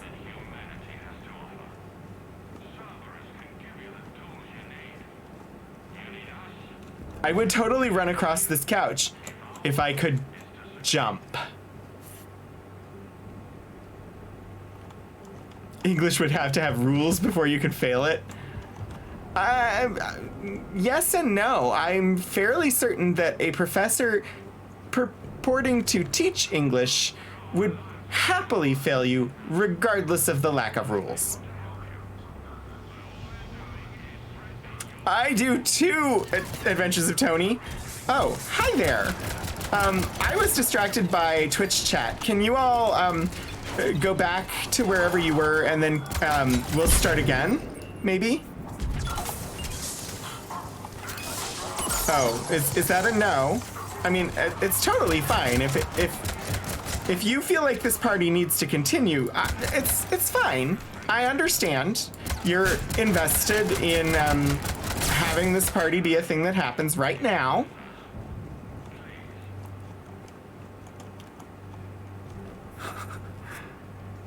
I thought it was a dating sim. Is this not a dating sim? I swear, it just was giving me an indication of a thing I could interact with, but then it didn't. I moved and it went away, and I don't know what it was. And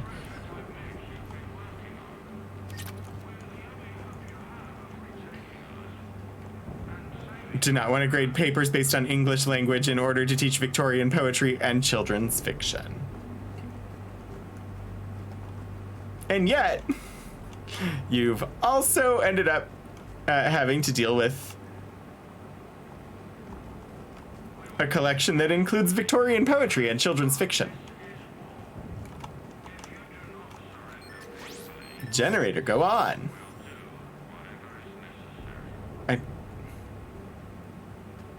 I don't know, why did I reactivate the generator? M22 Eviscerator! Model! Oh wait, no, it's not a model, it's a gun!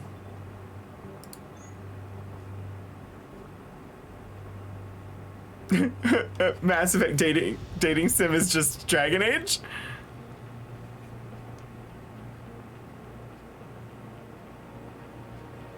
What is the Eviscerator? What kind of... It's a shotgun. It is a gun of shots. That is much too heavy for me to be using at the moment. And I can't... Oh, can I change? I can. Currently, James is using an M23 Katana 1 as his shot of, as his gun of shots.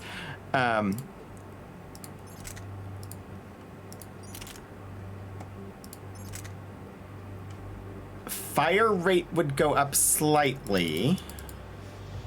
I don't think I can take mods or switch mods in the field. So I honestly don't think the Eviscerator is any better for him at the moment. So I don't think we're actually changing weapons. You enjoy talking about the literature, you just don't want to like have to grade people on it. This I understand.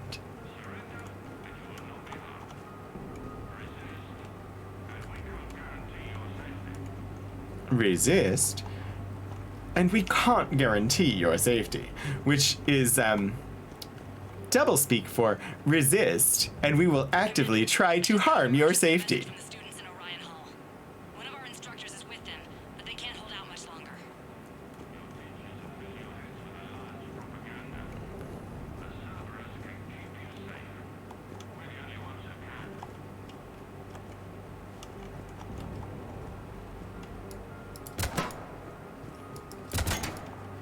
Am I supposed to blow this up?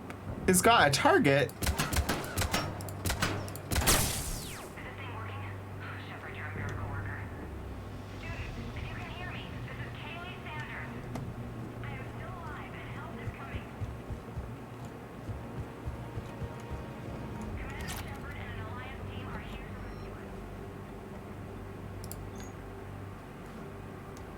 All right, we have a new assault rifle available.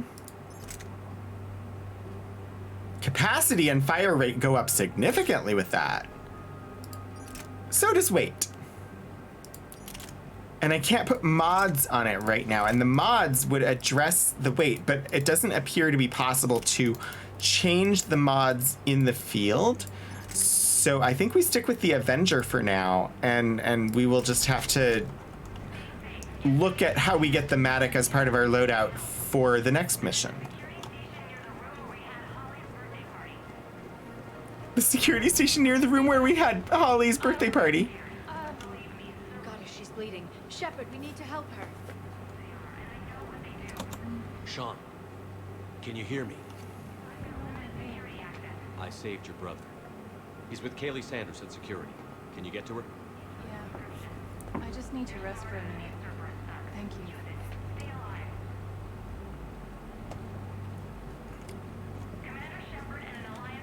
Mnemonic visor. So that is definitely a piece of equipment we will never put on, because I like to see the head of my character, and therefore there is no option to hide helmets, which means I just don't put helmets on. That is how the game was intended to work, right?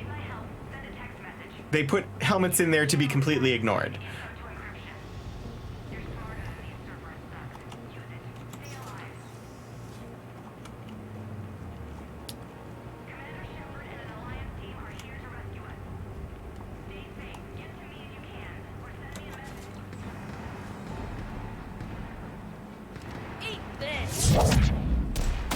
Yum. Oh, it's Jack. Shepard. She still needs more clothes.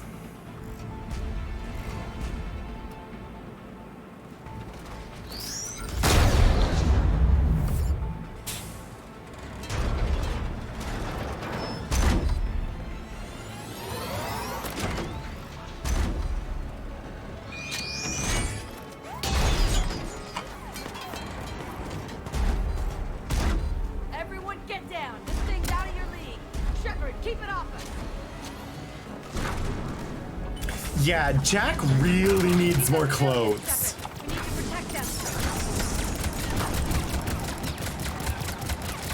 Okay, I'm like not doing any damage to this thing whatsoever. Am I? Oh, maybe I am.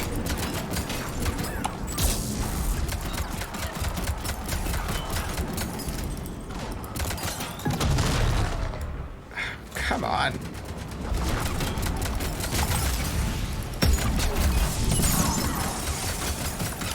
It's just that they don't want to show me its status bar when I was... It is better than her Mass Effect 2 outfit. It's still really bad. Like, I have no interest in looking at that. If she's comfortable with it, it's fine. High priority target, student ID 12-5D-Prangley.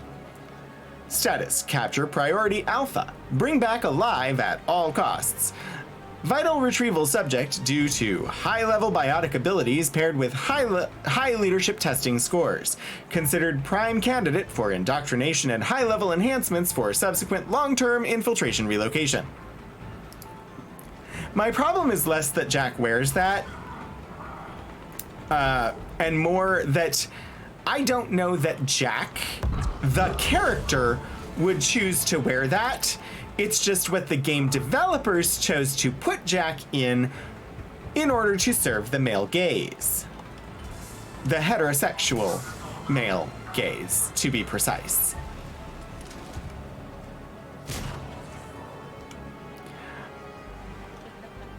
Kaylee said she was putting out an SOS. Kaidan has clothes on most of the time, though. Would show up. All right, amp check. Frankly, those fields were weak. Cerberus isn't gonna lie down out of pity like that girl you took to prom. Like, Grab a juice and an energy bar. she's Moving fine. ostensibly an instructor in a school in this context. She should have more clothes on. Damn it! How many times did I tell you not to trust Cerberus? You're not telling me anything I haven't told myself, Jack. Oh, you feel bad? Well, shit. I bet that's a big comfort to all the people Cerberus has killed. I never imagined Jack's hair was blonde. Kind of like her.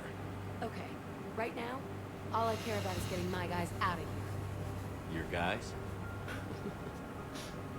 Yeah, I guess so. I can't think of anybody who could care about them more. Well, I had some free time while you were off playing hero. Alliance Brass knew I helped you. The character model does look better And apparently, than in the previous students game. responded well to my teaching style. The psychotic biotic. I will destroy you! Drink your juice, Rodriguez. You couldn't destroy wet tissue paper. Cortez to extraction team. The Cerberus cruiser's coming back. How long have we got? 2 minutes tops, Commander. After that, there's no way we'll get past them. Get out of here and back to the Normandy. We'll find another way off the station. Roger that. Good luck, sir. Shepard to Sanders. The students are safe, but the shuttle's a no-go. Understood. I might know another way off the station, but I need station-wide camera access. Can you disable the Cerberus security override? It's routed through Orion Hall, so it should be Of near. course I can. We could do Never-Ending Symposia. How does camera access get us off this station? We need to reach the Cerberus shuttles. The cruiser won't auto-target friendly ships, which gives us a fighting chance to escape. Give me back the cameras, and I'll find a path to the shuttles that keeps Cerberus from boxing you in. The Never-Ending Symposia. Right? Like that? Are we academics or gamers or both? I honestly don't know if I am an academic. I am an observer of culture and can tell you that there's more to culture than observing half-naked female bodies. And I feel like sometimes video games shove half-naked female bodies at my eyes, whether I want them or not.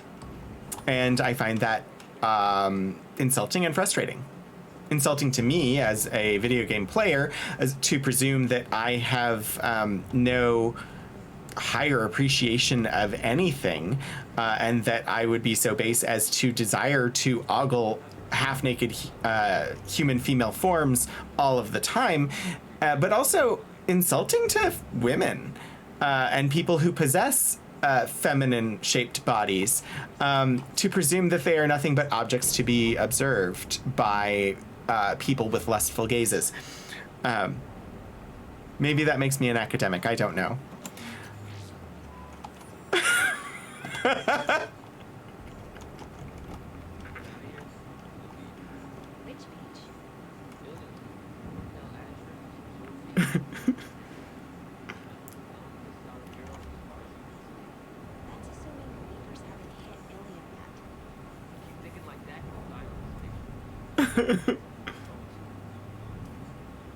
So, like, again, it's not the fact that the characters are wearing suggestive clothing.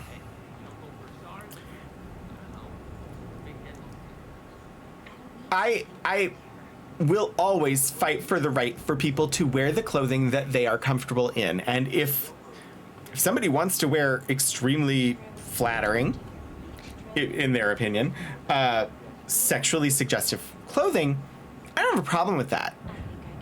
My problem is that I understand the motivation of why they're dressed that way in the game, and it's not because that is what the character would wear, it's because they think that's what the player wants to look at. Which is not the same. Yeah, it's whether they chose to wear it, and in this case, the character didn't choose to wear it. I honestly don't think Jack would wear those clothes.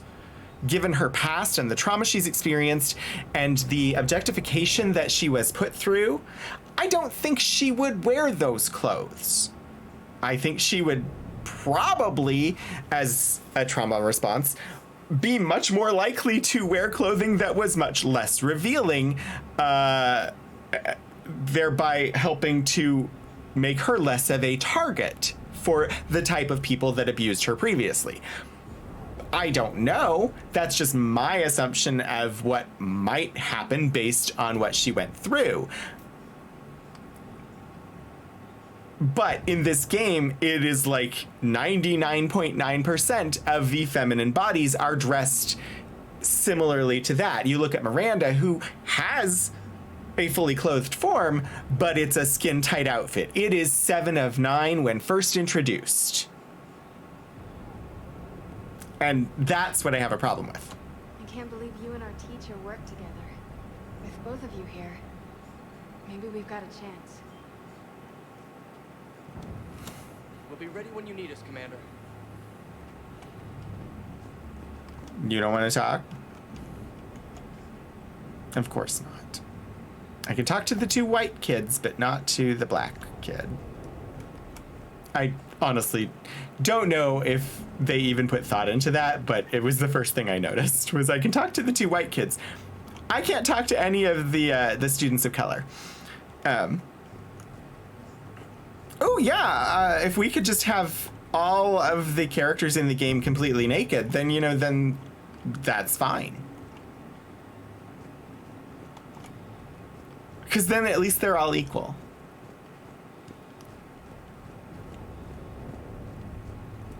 I don't know where I'm supposed to go. Where is this laptop? I'm running around. I'm looking.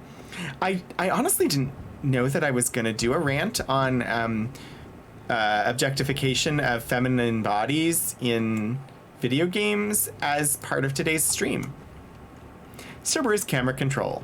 Deactivate. Sanders, you should have access now. Got it. The fastest way is through the atrium, but Cerberus has sealed the doors. You'll need to disable the magnetic locks. The overrides should be directly above the door. Okay. Find... it'd be lovely if I knew where I was supposed to be going in order to find those manual overrides that are directly above the door you want unlocked.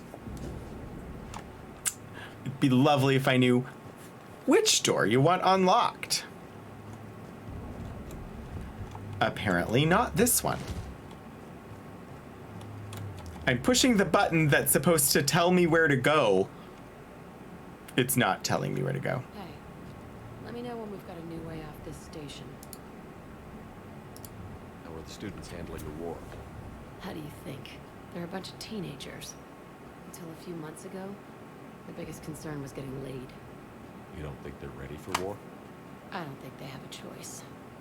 I will say, I do know that in updating this for the Legendary Edition, they removed a lot of extremely objectifying butt shots that were part of the game.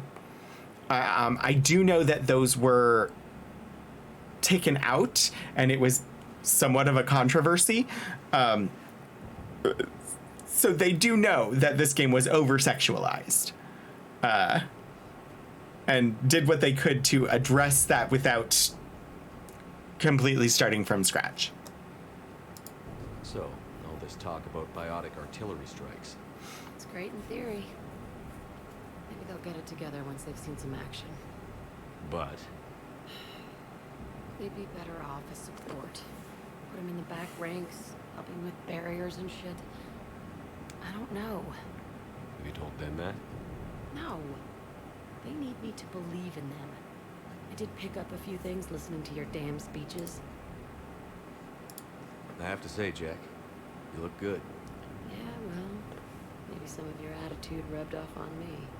That, I like, never had a family. fresh And these guys, scar around the back of her. anyone Wow. screws with my students, I will tear them apart.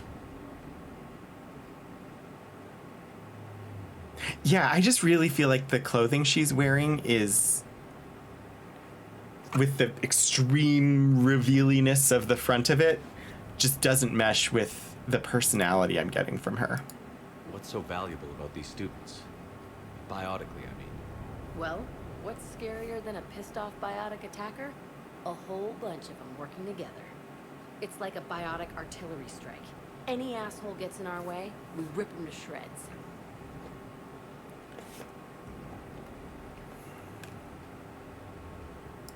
Isn't that the kind of thing you wanted to destroy on Pragia? You know damn well it wasn't. Cerberus was torturing kids on Pragia. These guys are older, and they volunteered, and the only ones feeling any pain are the bad guys.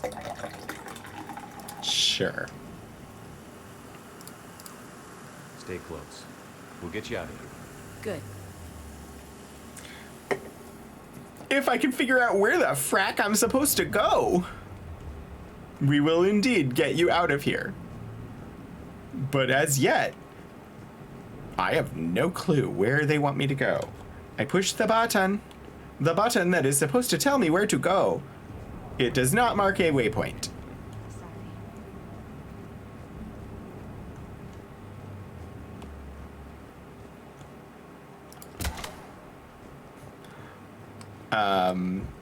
Grand. I'm supposed to do something with doors. Doors and corners. Doors and corners. If we could just get through this for doors and corners. I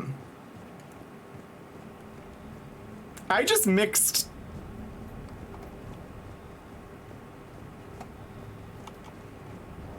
two things together.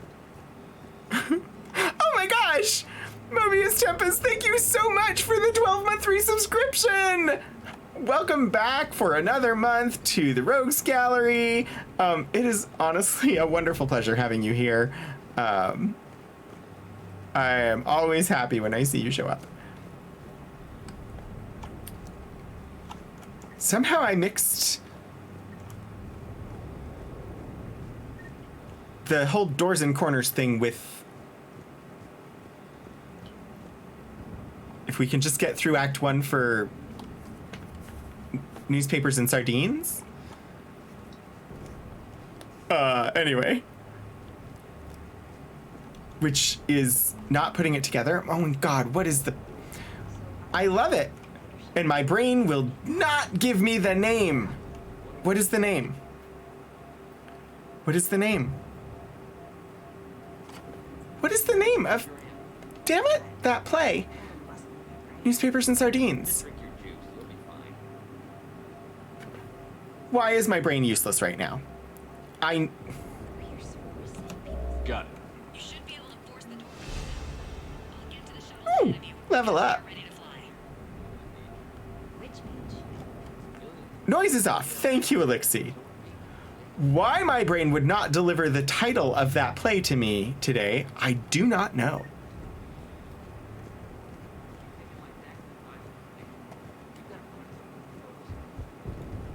All right. See what's here. I know, brain, please. Speaking of brain, Everyone be ready. I'm just gonna plug the Heart and Brain video game Kickstarter again. We'll shadow you for There the should be second 24 level days and get left.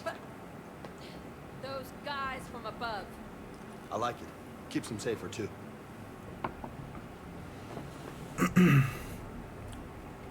Oh gosh. I really think the students... We're here to save the students. I get the students think they can fight. Even Jack's assessment was they should be at the back. They should not be frontline. Just time your shots and stay safe. All right, I didn't bust my ass training you so you could die now. Keep low, pick your targets. Students of Grissom Academy, the station is sealed. The Alliance soldiers cannot save you. I feel like... All they can do is get you killed. Surrender peacefully and you won't be harmed. Asshole. Damn it, they're messaging everyone. Students, switch your Omni tools to privacy mode so they can't track you. What if they're not lying? I feel like this is the kind of place that Caden went through, sort of. Caden had that, like, Mark II version of a biotic implant which causes pain and brain damage and is not good. And I feel Mid-Atlantic accents should not be trusted. L2, yeah. And this to me seems like possibly the sort of facility that Kaidan was in, but I don't know if I'm accurate in that or not. You've already held your own against Cerberus. You've been trained for this by one of the best. Come on, Rodriguez. They're only asking nicely because you scared them in that last fight. So take your balls out of your purse and kick some ass. Yes, ma'am. Let's go. Yeah, not the best phrase. It's a very misogynistic, heterocentric phrase.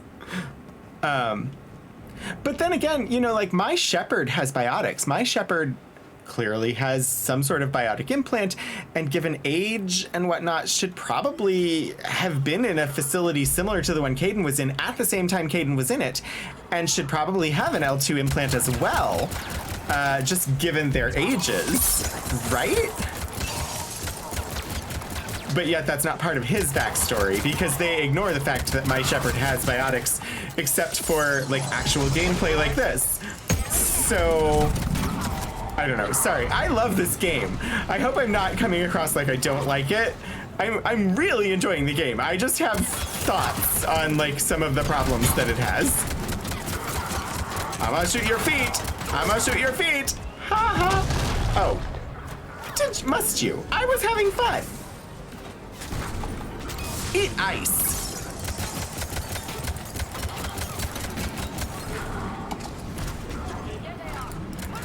I'm very critical of things that I like when I see that they've done something that they could have done better.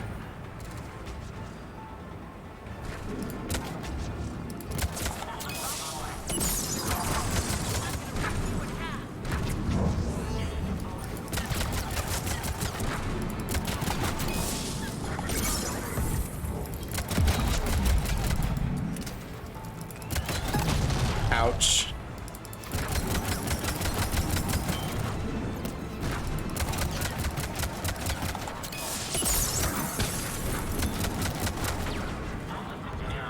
Kaidan is a higher ranked biotic than Shepherd. Got it. I mean, that makes sense.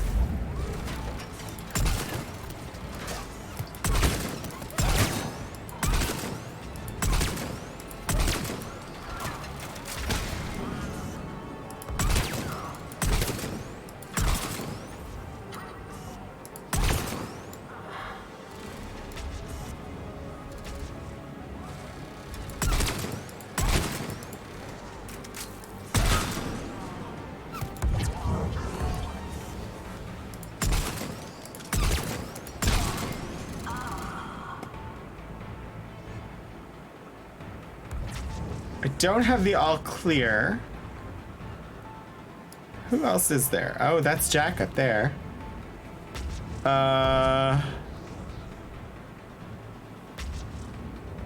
Oh, Cat is demanding cuddles. Meow. Who are you shooting at, Jack? I suppose I'm gonna have to exit cover and find out.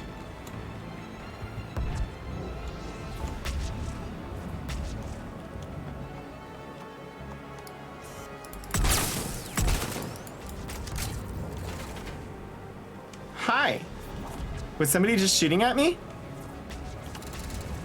I hear gunfire. I don't see where it's coming from or going to, except for Jack shooting this garden box with her biotics for some reason. Through where? Thanks.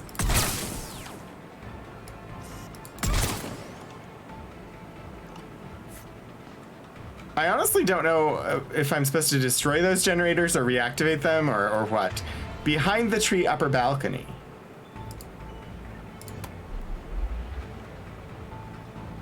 Except not that I can, I don't know.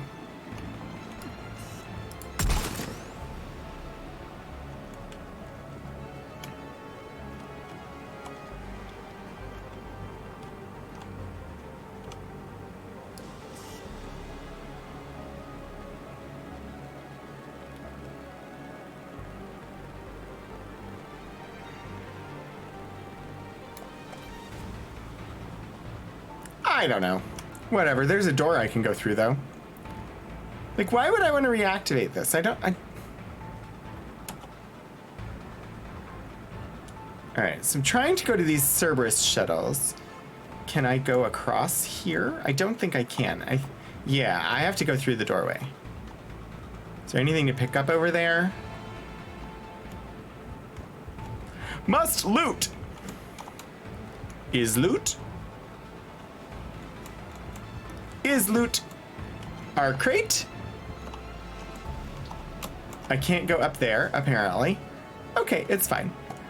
I lost all the dramatic tension of the battle by getting confused and distracted and attempting to find an enemy that wasn't there. And yeah. I love the little greenhouses. Mission brief. High priority targets. 12-5D Prangley, 26 2B Rodriguez. I apologize. Other subjects are to be retrieved alive if possible. If unavoidable, bring back bodies for use as genetic testing material. Addendum to original brief. Subject 0, Jack, is to be retrieved for further testing and possible conditioning. Current psych profile indicates that holding students hostage likely to be most successful tactic. Caleb, we're in the atrium. I'm taking a back route to the shuttles. I'll meet you there. All right. Computer. Hello, computer. Nice one, Prangley. Who's shooting? Oh, hi!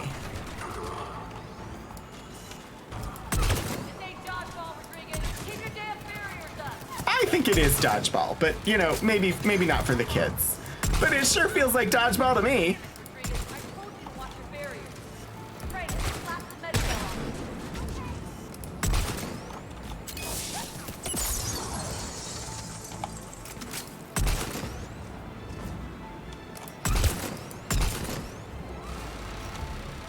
They're not very good at dodgeball, are they?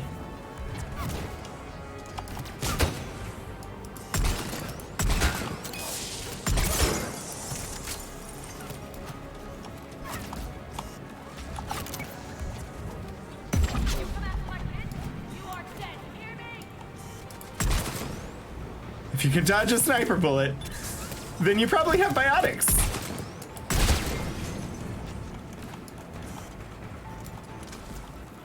Hello, hello, hello. Oh, it's a turret. Hi there. Aren't you cute? How about you take a nap? You too.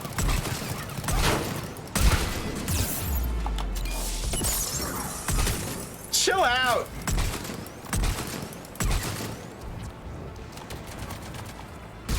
I have really, like, the last few weeks been, like, ignoring cover and just standing out in the open.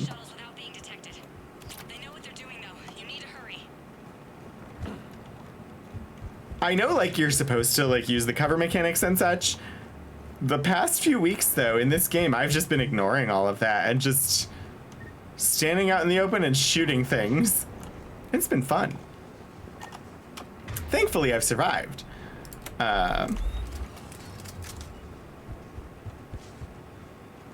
Right. Okay.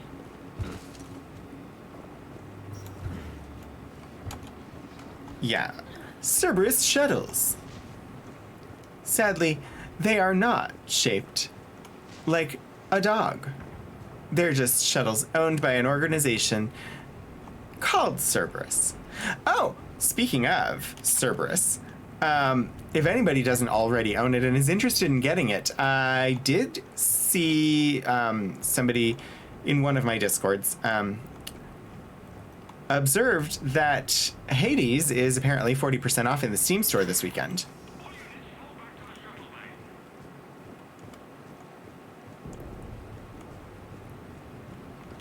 So if you had interest in the game Hades, but do not already own it,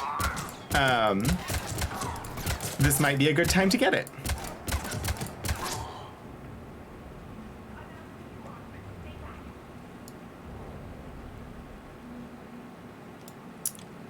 It's okay, Bio Kids. Oh, no, you're not my Bio Kids.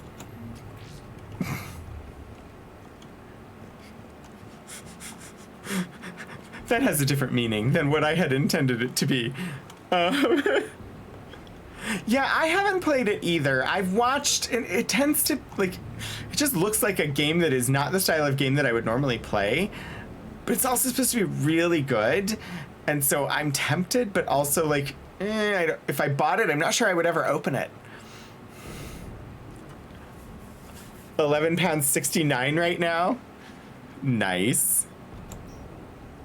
I'm Commander Shepard with the Alliance. I'm here to help. I didn't buy it from the last guy, and I've got no reason to buy it now. The square root of 906.01 equals 30.1. Hello, Commander Shepard. David, you know him? Yes. Oh. He rescued me from Cerberus. Sent me here. He made it quiet.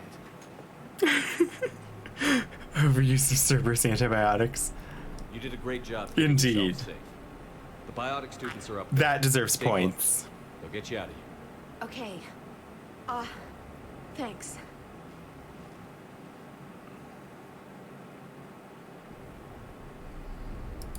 Has Grissom Academy been all right? Yes. Thank you for the reminder, Mobius. Anything in particular? The number of days you lengthened my life. The security office. I hacked the lock. Guns. Lots of guns. Goodbye. Oh, +5 Paragon.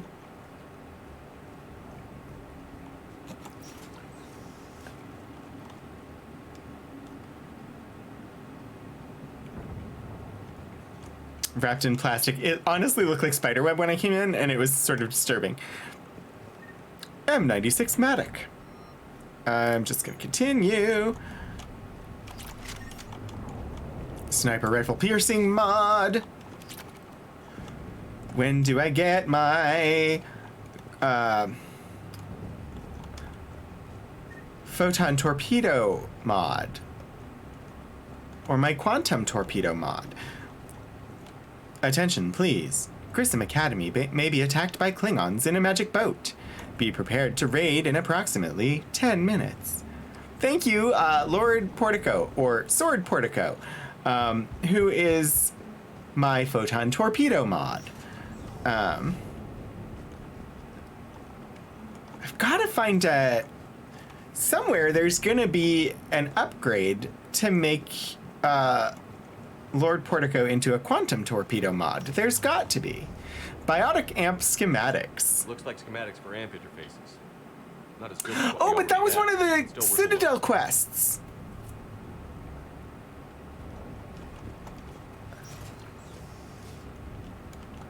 Those schematics fulfill one of the Citadel quests. The Questadels. Am I not supposed to be going? Thank you. I was like, there's got to be a way. There's got to be a way over the couch. Cerise Council chestplate.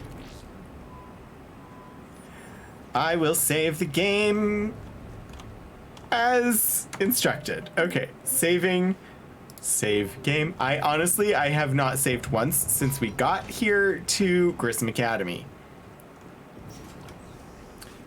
Oh, hi!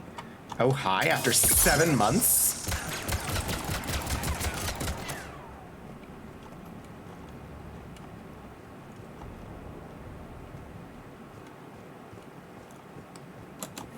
Sorry, every time I've said oh hi in this game, I have thought of that line from a musical. I'm trying to place what musical it is. Oh hi after 7 months. But my brain won't look at any more lyrics. I know, I'm looking at it and I'm thinking I might need to actually do such. I'm quick saving before doing it. Do I want to be in an Atlas mech? Oh, I want to. I just don't know if Shepard wants to. Oh, it's already broken.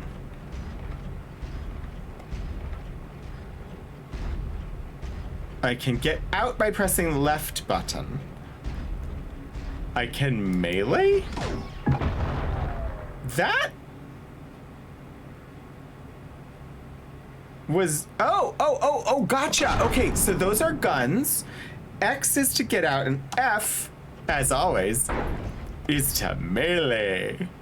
Okay, I don't like first person, but we will attempt to do this. I am not a first person gamer.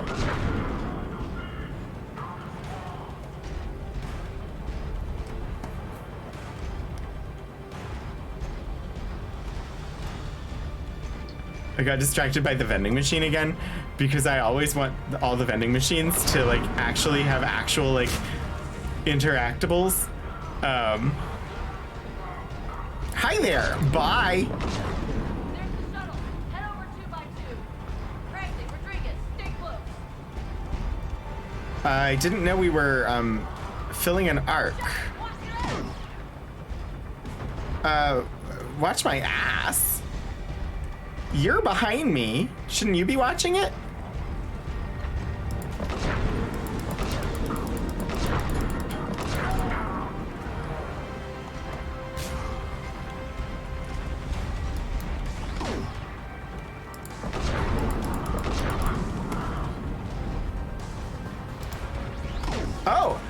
Oh, hi. Y'all want to have a party, do ya?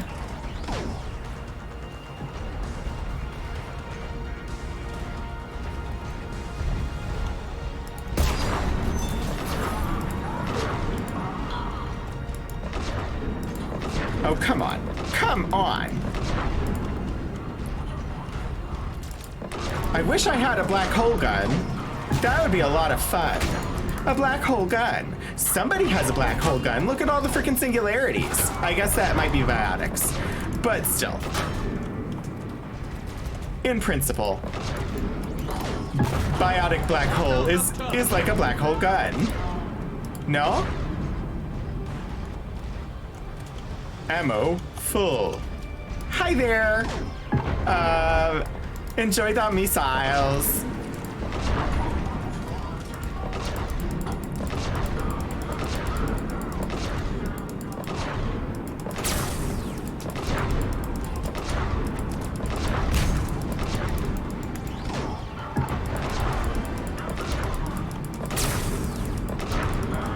I don't have any sense of what's going on around me in the game. Hi, just here for coffee. Are those the kids? I shouldn't shoot the kids.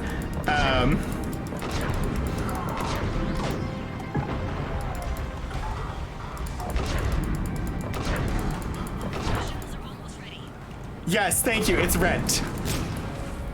And I knew, like, the lyric was coming to me, and placing it within the context of the show itself, it was just a lyric. My brain thinks in musical lyrics, but I don't always remember where they're from. I just think in musical lyrics. So I hear a phrase and my brain says, this is from a musical and belongs with these words. But then I don't remember what, because it's completely out of context. So yes, thank you, Just Here for Coffee, for recontextualizing that phrase for me. Also, we're getting close to time. I'm surprised that we still technically have like 5 minutes left. Take the controls and get the students aboard. Wait, where the hell's Rodriguez?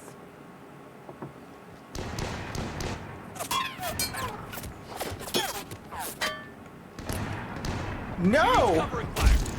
No. She does need more than that.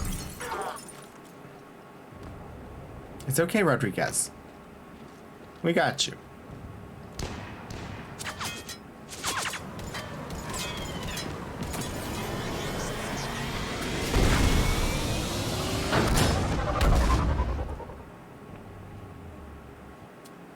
Joker, we flew out on a Cerberus shuttle. Watch your fire. Right, I've got you on sensors. Should just be a minute. Thank you, Commander. We'd have never gotten off that station if you hadn't come. Forget that. We kicked some ass. Next place we dock, you're all getting inked. My treat. What do you guys want? Ascension Project logo? Glowing fist? Maybe a unicorn for Rodriguez? Screw you, ma'am. I can't believe we got them out alive. That's inappropriate teacher-student relations there. Perhaps they're ready after all. They are not ready for battle. They're definitely ready, but the Alliance needs them in a support role. What? We trained for artillery strikes. We don't need another artillery unit. We need stronger barriers for our frontline squads. This is bullshit! Hey, if that's where they need us, that's where we go. Besides, I'm sure we'll get some shots in. Commander, we've got a visual on you now. Preparing to dock.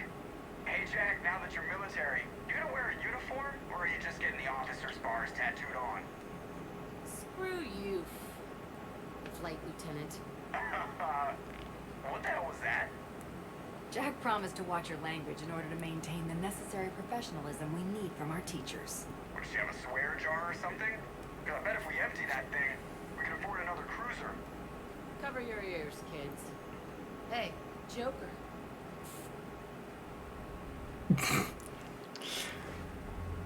Okay. Shepard, damned if you aren't a sight for sore eyes. Good to see you too, sir. Sir, I may have reinstated you, but that doesn't give you permission to go all formal on me. Then I'm glad you managed to keep your ass alive, Anderson. That's more like it. Looks like you didn't waste any time getting to work. I can only imagine what would have happened to those kids if they'd fallen into Cerberus' hands. Hackett has the technically minded students looking at the Crucible. Apparently, David Archer has already given them some ideas. Makes They're sense. definitely eager to help. These students are some of the best humanity has to offer, and we're throwing them into battle. God damn it, I hate this war. Hackett didn't mention in his report. Kaylee Sanders is safe. She's with the recruits. Thanks, Shepard. When I heard about the attack, well, I've already lost a lot of friends. She asked me to tell you to stay alive. Staying alive. Staying alive. Sorry. Thanks, Shepard. Inappropriate. That might be the first good news I've heard this week. Anderson out. I mean, didn't we leave him on Earth? The fact that he's still alive is a big deal. All right. I'm going to save because that is where we need to leave this. The channel we're raiding into has already gone live, and we want to get there before they start their game. So let's pop over to the credits. And I will say my thank yous to all of you for being amazing people and coming and stopping by the Rogues Gallery today. Of course, I want to say thank you so much to my mods, Sword Portico and Elixir. Thank you so much, Mobius Tempest, for your 12-month resubscription. It has been a wonderful year having you here. Thank you to Was Not Worth It for being a subscriber over on Ko-fi. And of course, thank you to the artists who have done art and emotes for the channel. Up next, tomorrow, tomorrow is Psychonauts, which, now that I'm thinking about it, I have incorrect information on the next slide, so I'm just fixing that right now. But yeah, so tomorrow we will be back at 7 p.m. Eastern Time to continue with Psychonauts, and I plan to complete the entire stream this week and actually raid into the Stream Punks for Ember Squad. But before all of that happens, we're going to head on over to GaryCon Live for the Gax Pack. This is the third of 3, as far as I'm aware. I believe this will be the final one of their current, but I don't know. I have no idea. They just said that they would be here for sure for 3 episodes, and this would be the third of those. So we'll find out. And presently, GaryCon Live has been doing Founders and Legends, and as part of that, they have been raising money for Extra Life charity. So if you feel generous and want to do donations, I believe that information will be there. Definitely a worthy cause, but we are going to pop on over there now. And until I see you again, get out there and do some shenanigans, everybody.